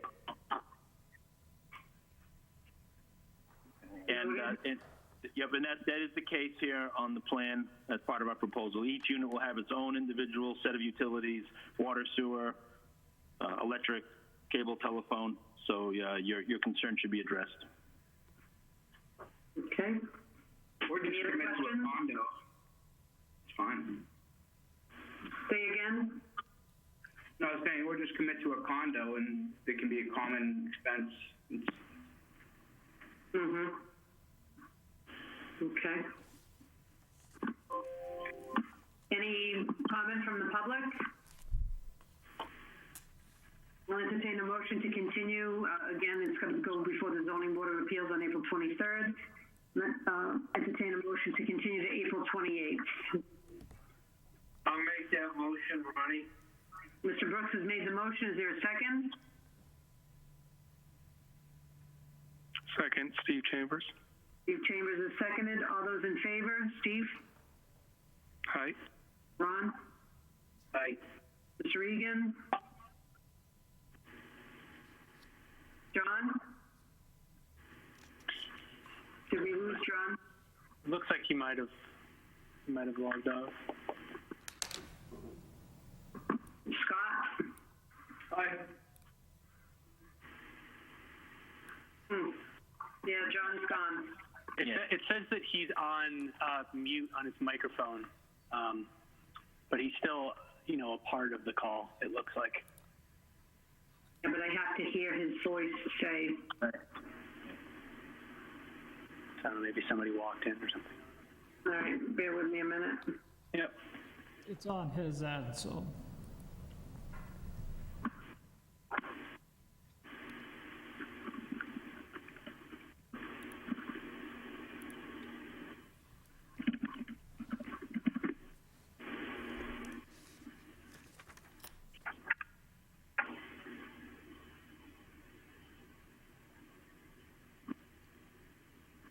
He might have gotten called away if he can't make oh, he's back. Well, there'd still be 4 of us. So we'll continue, motion to continue. We've got the, and Wendy Steinhilber, aye. So, John. Wendy, he's back. Okay. John? Yeah, I'm here. I said aye in the last one. Oh, okay. You disappeared, so, okay, so, it is a motion, it's continued to April 28th. 7:14 PM, applicant Eastland Partners requests a site plan approval under section 3.2, .2.1, and 5.4 of the Auburn zoning bylaw for a 2-family dwelling on property located at 31-33 Albert Street, Auburn, Mass, map 65, parcel 68. Any motion to open the hearing? I'll make that motion, Steve Chambers. Okay, Steve Chambers has made the motion, and is there a second? I'll second it, John Regan. John Regan has seconded. All those in favor? Steve? Aye. Scott Wren? Aye. Ronnie Brooks? Aye. John Regan? Aye. Wendy Steinhuber, aye. The hearing is now open. Anything we should know about this? Anything different that we should know about this one? Mr. Williams? Nope. Mr. Regan, do you have any comments on the plan? Just a quick question. This one's better illustrated in the front. It looks like the two sewer lines come out in an island that separates the driveways. Is that correct? Yes, that's correct. Well, if you have to repair the sewer, you're going to be digging up the whole island. I assume there's going to be either granite, concrete, or asphalt berm on either side of that, correct? They're just driveways, so they'll just be paved with a landscape strip in the middle. So that island will just be likely to be grass or some sort of landscape mulch or some. Okay. That's all I had, Wendy. Okay. Any other questions from any of the planning board members? Are there any questions from the public? All right, I'll entertain a motion to continue the hearing due to the April 23rd meeting. Entertain motion to continue to April 28th. I'll make that motion, Steve Chambers. I'll second it, John Regan. John Regan, second, and all those in favor? Steve Chambers? Aye. Scott Wren? Aye. Ronnie Brooks? Aye. John Regan? Aye. Wendy Steinhuber, aye. It is continued to April 28th. 7:20 p.m. Applicant Webster 5 Cent Savings Bank requests a site plan modification under section 3.2.6.0 of the Auburn zoning bylaw for a corporate bank office building on property located at 31 and 35 Millbury Street, Auburn, Mass. Map 42, parcel 21 and 32. Who is here this evening on behalf of Webster 5, and also I'll need a motion to open the hearing. Scott Wren, I'll make a motion that we open the hearing. Ronnie? Okay, and Mr. Brooks has made the motion. Is there a second? I'll second. Scott Wren. Scott Wren is second. All those in favor? Mr. Regan? Aye. Mr. Chambers? Aye. Mr. Wren? Aye. Mr. Brooks? Aye. Wendy Steinhuber, aye. It is a vote. Okay, it's open. Mr. Broder, did you want to go ahead and give us an overview on that, please? Yes, thank you, Madam Chair, members of the board. We have a few folks who are also on the line with us tonight, including the civil engineer, the landscape architect team, and the architects for the project, who will all speak in a minute. But let me just sort of set the scene here. This is the former Fallon Clinic or Reliant Medical building on the bottom of Bancroft Street and Millbury Street. And we were in front of you maybe 6 or 7 months ago discussing the transition with that property from medical to the corporate headquarters of Webster 5 Cent Savings Bank. Since that time, the bank has purchased the property and has undertaken design of the plans that are in front of you, and that I think Adam's got up on the screen, and he's got a little bit of material there that we'll flip through in a minute. But a very exciting transition to this building, going from a very tired facility with some rough pavement and the like, with very little landscaping, to a project that's going to reduce the parking significantly. It's going to have a lot of landscaping put forward on the project, and a really nice look to the exterior of the building. So with that said, we're here for site plan approval to talk about those items. And before I stop for a second, the project has been sent out to Graves for the peer review. I don't believe that review letters come back yet. So we know that we'll be continuing at the end of this hearing tonight, but we do hope to get through as many issues as we can in terms of the site. I'm sure Mr. Regan's going to supply some interesting questions for us to answer tonight, so we look forward to those. And with that, I'll turn it over to Randy Myron from Bowler Engineering. Great, thanks, Bob. The plan on your on the screen right now, folks. So this is the existing site. It's in total, it's just under 10 acres, and there's a large wetland area on the west, kind of on the west portion of the site. If you're looking at the plan, it would be plan left here. And we actually have we filed a notice of intent with the Conservation Commission. The meeting was supposed to be last week, and it's been rescheduled to next Wednesday, the 22nd. So we do have a notice of intent in front of them. But anyway, this is the existing site. There's currently, as Todd had mentioned, it's currently an abandoned building. It used to be used by Reliant Medical, with about 259 parking spaces, and there's 3 points of access to the site. There's 2 driveways on Millbury Street, and there's another driveway on Bancroft Street. And Adam, if you don't mind, just flipping to the next sheet. Sure, just give me a second. So the proposed project. Nope.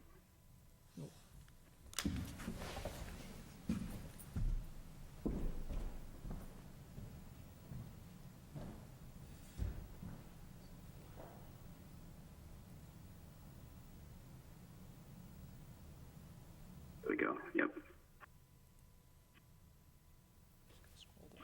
Yeah, so this is the proposed project here.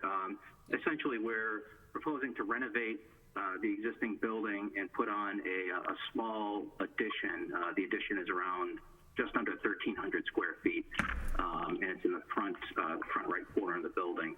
And we're also proposing to do some, I guess you'd call them some parking lot improvements to help improve vehicle circulation, vehicle flow around the site, as well as really some pedestrian access around the site.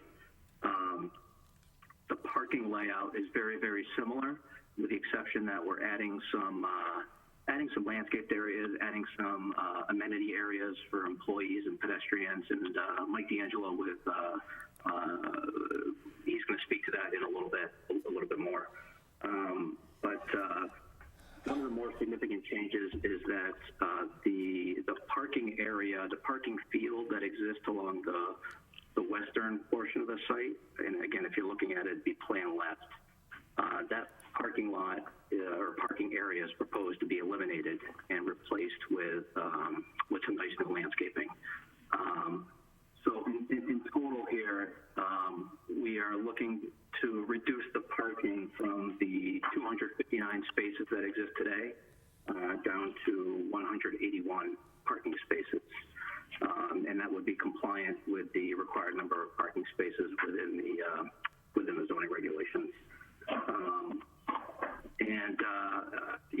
As a result of that significant decrease in impervious areas, it should be a huge benefit to the receiving wetland system. So there'd be a decrease in stormwater runoff rates, as well as an improvement in stormwater quality. We're essentially proposing to kind of maintain the existing drainage system for the most part. There are a few new deep sunk catch basins that are being added in a couple areas. So they're just to tie into the existing drainage system that's out there today. So the project is meeting the Mass DEP's stormwater management guidelines for a redevelopment. In addition to that, we are also proposing new erosion controls around the limits of the project. There's new silt fence and hay bales along the downstream side of the project, as well as some construction details within the plan set. And from a utility perspective, we're simply proposing to really just maintain the existing utility connections that service the building today. There are no new changes to those being proposed. generally it from my point of view. I'd like to turn it over now to Mike D'Angelo. He'll kind of touch on just a little bit more about some of the landscaping and pedestrian amenities that are being proposed as part of the project. Hi, this is Mike D'Angelo. Could you please go to the next page?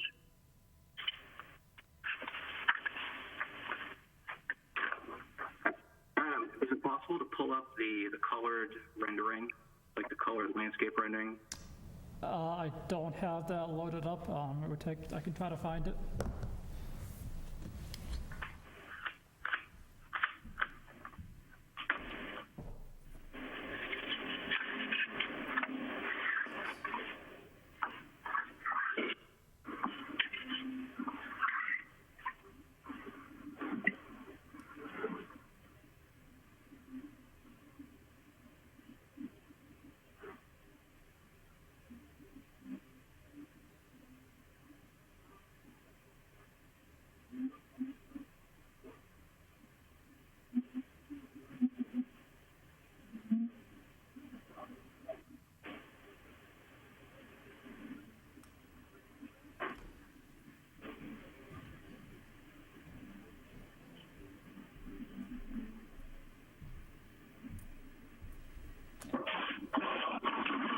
If you want to go ahead, I'll go grab the proper file.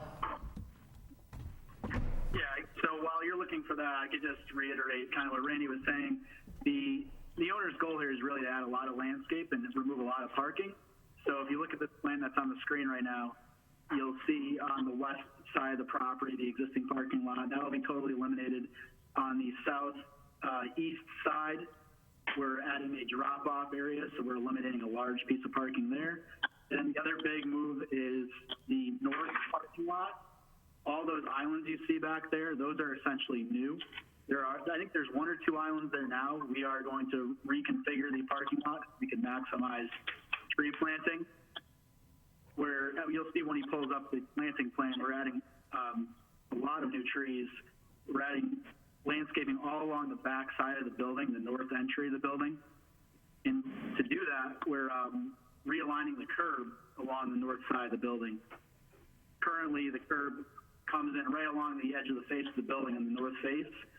We're actually bringing it out about 15 feet to allow for landscaping. We're also adding new site lighting throughout the entire site. It's all going to be, all the pole lights will be dark sky compliant. There will be some low-level bollard lighting, which you'll see on the landscape plan.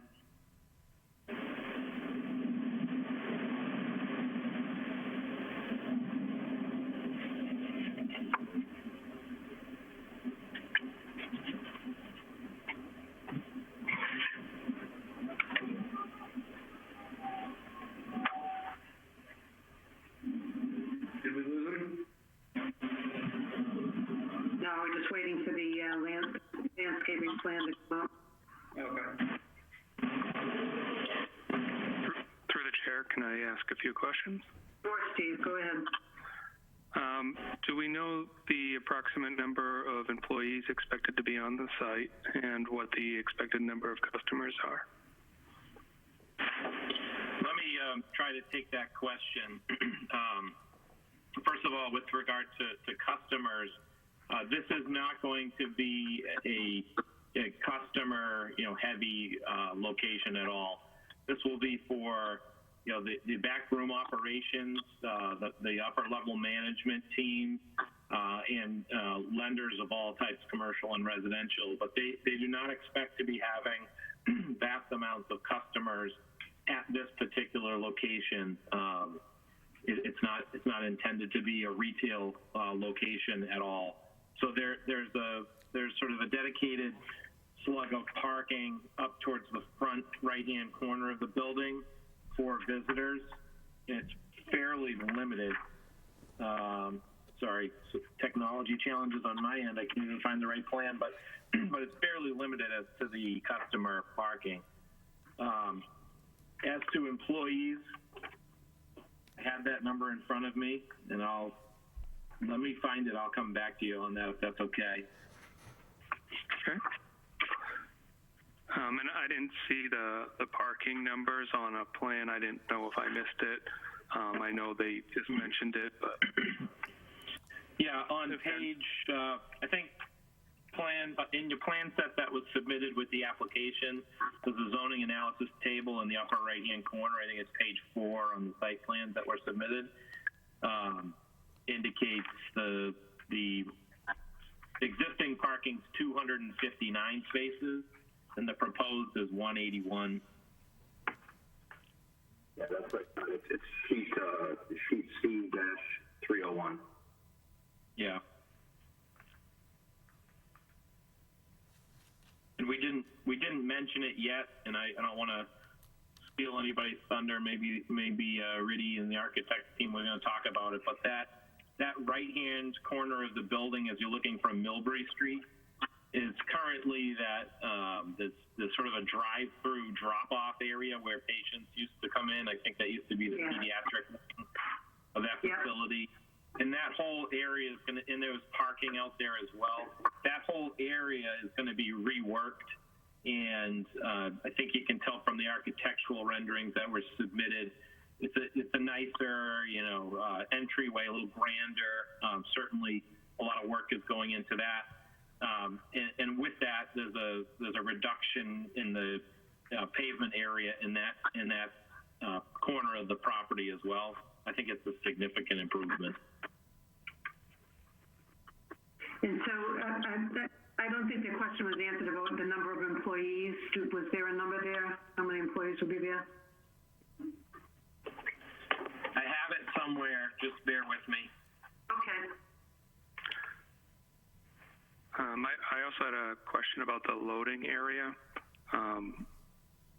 It looks like there's walking paths and such near that area. I didn't know what the proposed loading zone or anticipation of how many deliveries were expected to be at that area.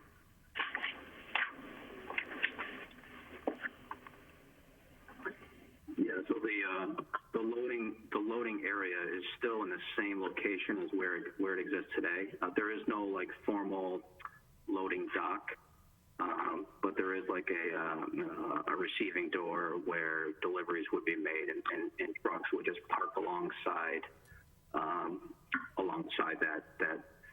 that sidewalk that's in that area. Is that a driving lane? Correct, yes it is. So there's no formal loading or unloading zone? That's correct.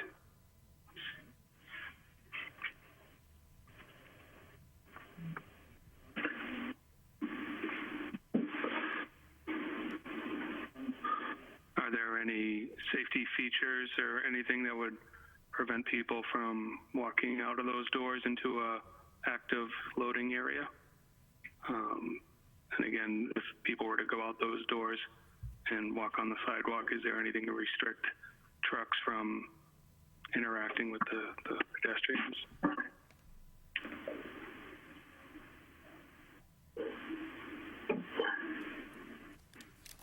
I guess I'll defer to Riddy or Rob. I guess my understanding is that they're not expecting any, or they're not anticipating any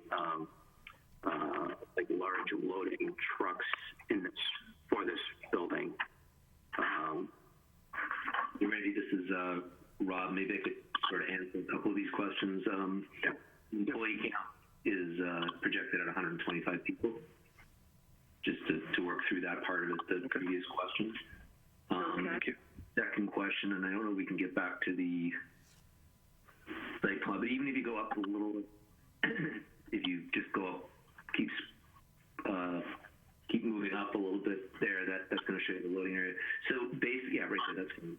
So it's not a loading area as a typical building. They don't have a lot of stuff moving in and out. The front of the building is actually being redesigned for the majority of deliveries for FedEx and for UPS and most of what modern businesses get.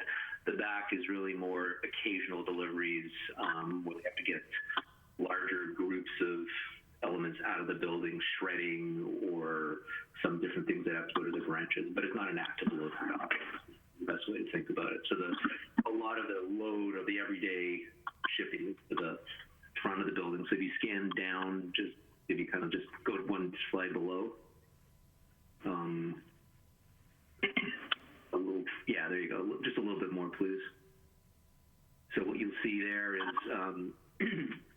what we were alluding to in the front right-hand corner. The entry is redesigned, so there's a plaza, there's a drop-off area over there, so FedEx and UPS trucks can sort of stop and deliver. There's a controlled vestibule, so delivery people would not get past the first vestibule. There's actually hard to see, but behind a reception desk, there's a drop-off area for UPS and FedEx, and then you enter into the building. So probably see this a little bit better on the site plan, but that gives you the general idea on this part. Wendy? And then, Yeah? I'll let Steve finish. so where that vestibule is, and again, without the exact overlay, you're planning on doing away with the parking in that area, correct, or the roundabout? So how close are they going to get to the building? Are they expected to park and then walk the deliveries up to that vestibule? Yeah, so if you sort of see where the line where the letters are for the grid line numbers, going down that line, that's roughly the edge of the visitor parking that's in that front right side. And that's really for visitors. The employee parking is on the back, is the larger area that you saw. There's a covered canopy that sits in this piece, which you can, I don't know if we have the 3D views that we sent in, but I can sort of describe it off of this. So it's really just that, almost from the G3 point to that front entry where the FedEx drivers, and there's actually in the site plan, there's a little sort of pull-up area for that, a drop-off area for that. So that's out of the main traffic way. But again, this is visitor parking. The bank doesn't have customers coming. It's not a retail bank, so you don't have retail banking customers coming here. So the Operations center. Relatively I understand that piece. And then as far as like refuge, trash, dumpster, I'm assuming that's out the back shipping, receiving area? Yeah, it's out the back. There's sort of a gathering area for that type of stuff, and then it would be brought out. And there's also, I don't know, we haven't really described it, but there's sort of an existing shed on the site at the back of it, which will also be sort of a maintenance shed. Not here, but on the site plan you see it, it's sort of at the upper northmost corner of the site, and that will be retained and revamped a little bit. Through the chair, I'd like to see some consideration for people that are going to be walking out there if they're emptying trash to the cleaners at night. Just something to delineate that people are coming and going through that drive lane. I guess, Adam, is it possible to pull open the site plan? Yeah, just a sec. Mr. Brooks?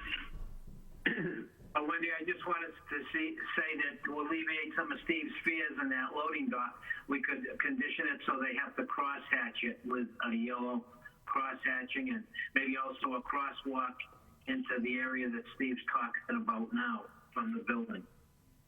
I think that makes good sense.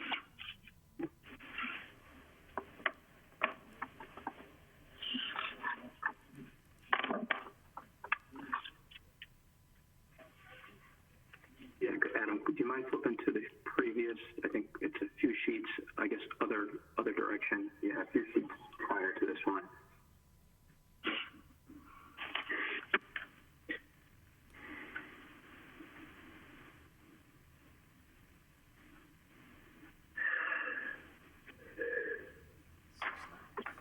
If you're looking for the crosswalk, I think it's on C301. Yeah, I think two sheets prior to this one.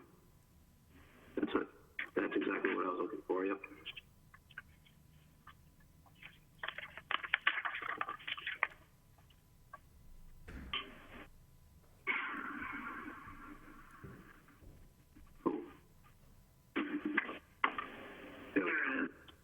Yep, this is the one.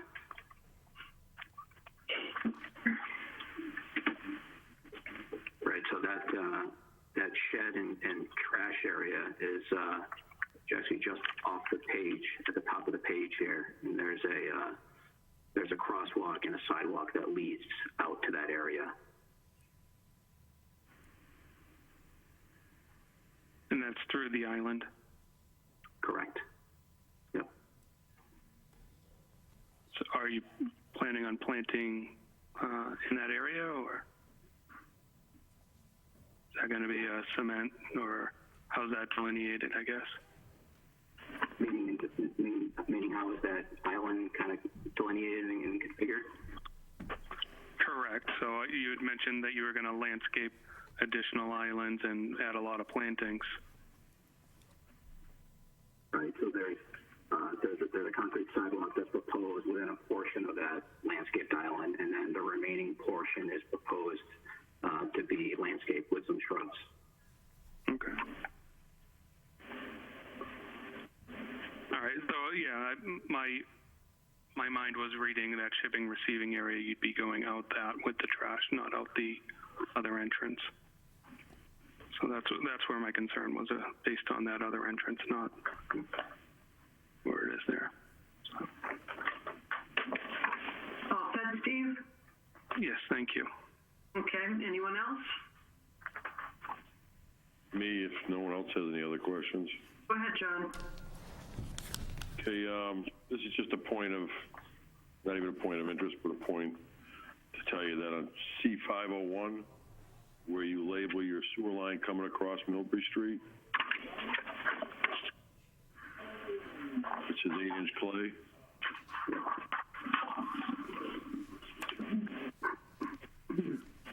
On the utility plan. 501, C501.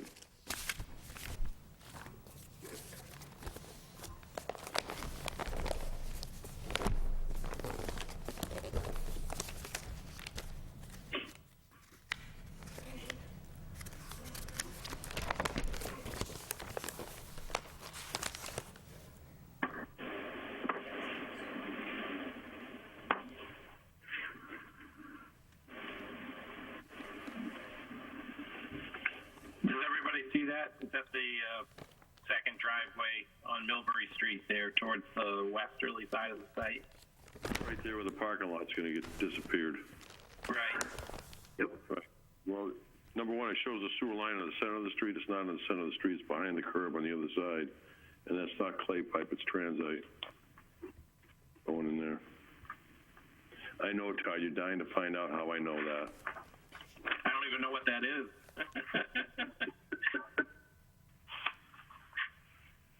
And then my only other questions were on on your detail sheet on 901, for one. How many of these details in here are just boilerplate and just cut and paste, and how many of these are actually going to be used? All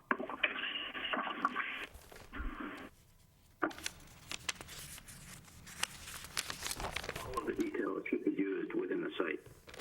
Okay, so on the upper left, typical pavement section, should be 12 inches of processed gravel, not 9. Standard. We're actually waiting on some recommendations from the geotech engineer. And then on the monolithic sidewalk details, the bottom detail, is that sidewalk poured monolithically with the curb? Because that's what it looks like to me. So that front piece to the right, is that in place of pouring a curb, which you'll probably run precast anyway, but. Right. And then we have the 1/8 inch radius set for a false joint.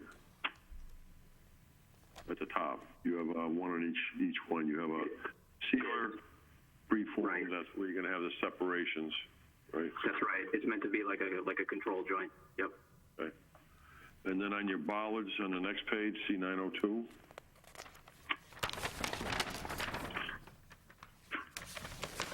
It doesn't say it that I could see it, but they should be safety yellow, even though they have signs on top, possibly.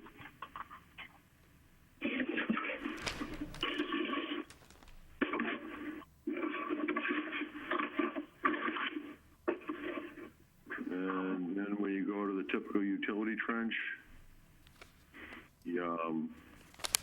for a drain or a sewer, it should be 6 inches of 3/4 stone underneath and at least 6 inches over the pipe. It's probably going to be plastic with the warning tape. And then the above the water should be sand.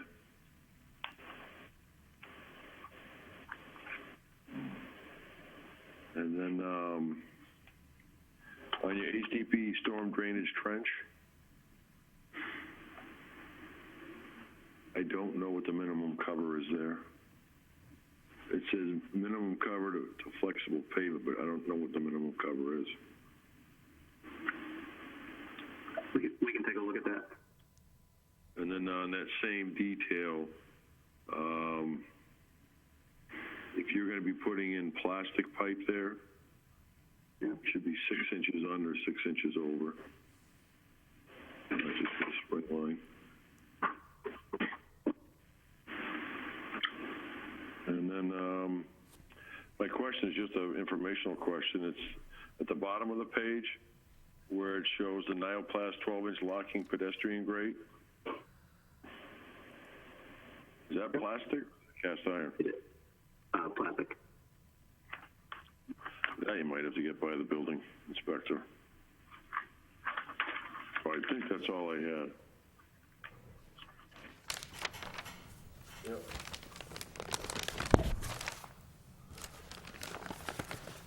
Scott, did you have any questions? No questions. And Mr. Brooks, you all set? I just think it'll be a nice improvement to the area and a good use for the site. I agree. I think this is a great project. property. Yeah, very good project. Yeah. I do have one more question. Okay, John. According to the communications between the water department and the fire department and Adam, they were concerned about not being able to get close enough to the building with the fire truck for the fire truck hookup. Correct. Yes. And then I couldn't find it on the plans because we only get the half-size plans. There should be 2 water services into this building, correct? One domestic, 1 fire. The record plans that we found only showed 1 water service line coming in. I don't know how accurate those are, but that's what we used for reference. Yeah, because you can't have a fire service off a domestic line, or vice versa, unless you get a special permit. I don't think. I mean, again, we were just using record plans based on plans that we found within Town Hall. And they only showed one water line coming in. I didn't see anywhere where the fire department concerns were addressed as far as being too far away from the fire truck hookup, which is commonly known as the Siamese, but that's not politically correct anymore. Yeah, and we're proposing to, if you're looking, I guess if you, Adam, is it possible to zoom in a little bit onto the building? Yeah. What sheet are you going to be on? This sheet right here, the utility plan, because we are proposing to relocate that fire department connection. It's currently kind of in the middle of the building. If you're looking at it from Millbury Street, and we're proposing to relocate it to kind of the area near where the ADA spaces are. Yeah, I'm looking to see. I see where you say maintain existing water service. The gas service is just to the left of it. And you're keeping the transformer. I don't see a fire service anywhere. You want plan C501? The utility plan? Yeah, so there should be a note that says proposed 4-inch storage connection, kind of near that main entrance, that vestibule area. Yep, I see it. Yeah, so it's actually going to be, the fire department connection is actually going to be a little bit closer to the hydrant that's out on Millbury Street than the existing fire department connection. So I think it's about 30 feet closer than what exists today. Okay. Yeah, and I think the fire department just didn't see that portion of the plan, or didn't read the label closely. For the chair, I have another question. Yes, Steve. So I know the gas utilities are coming off Bancroft, and I think last year there was talk about paving Bancroft Street. I didn't know if there was any work or anything that needs to be done with anything coming off of Bancroft Street.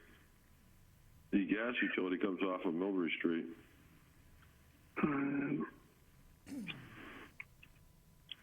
It looks like the line runs through Bancroft Street, but it looks like our service comes off of Millbury Street. Correct. Okay. I believe right about the middle of the building. Yeah, I believe all the utilities come off of Millbury. Okay. Thank you. Great.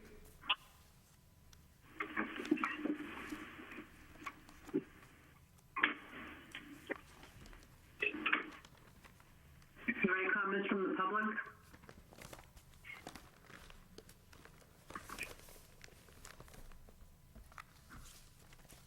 All right, hearing none. Clearly it's up for peer review. Adam? Yes, hoping we'll get it back soon. They've had it for a couple weeks now. Okay, so we could continue to April 28th Yes. and have confidence that we'll have it back by then? I hope so, yes. I'll follow up and see where he's at. Okay. Are you okay with that, Todd, if we continue to the 28th, or did you want to, okay, all right. Yeah, no, we we'd like to keep it rolling. I don't know what's going to happen in the near future, but this is on a pretty fast track to get done now that they've purchased it and done all the design work. So absolutely, that would be the ideal situation to come in 2 weeks and hopefully finish up. Okay. All right, well, I'll entertain a motion to continue the hearing to April 28th. I'll make the motion to continue the hearing till April 28th. John Regan. John Regan's made the motion. Is there a second? I'll second. Ronnie? Mr. Brooks has made the second. All those in favor? Mr. Chambers? Aye. Mr. Wren? Aye. Mr. Brooks? Aye. Mr. Regan? Aye. Wendy Steinhuber, aye. It is a vote. We'll see you on the 28th. Okay, thanks so much. Thank you. And I think we have plowed through all items. Yes, that looks like everything, Wendy. Okay, so I'll entertain a motion to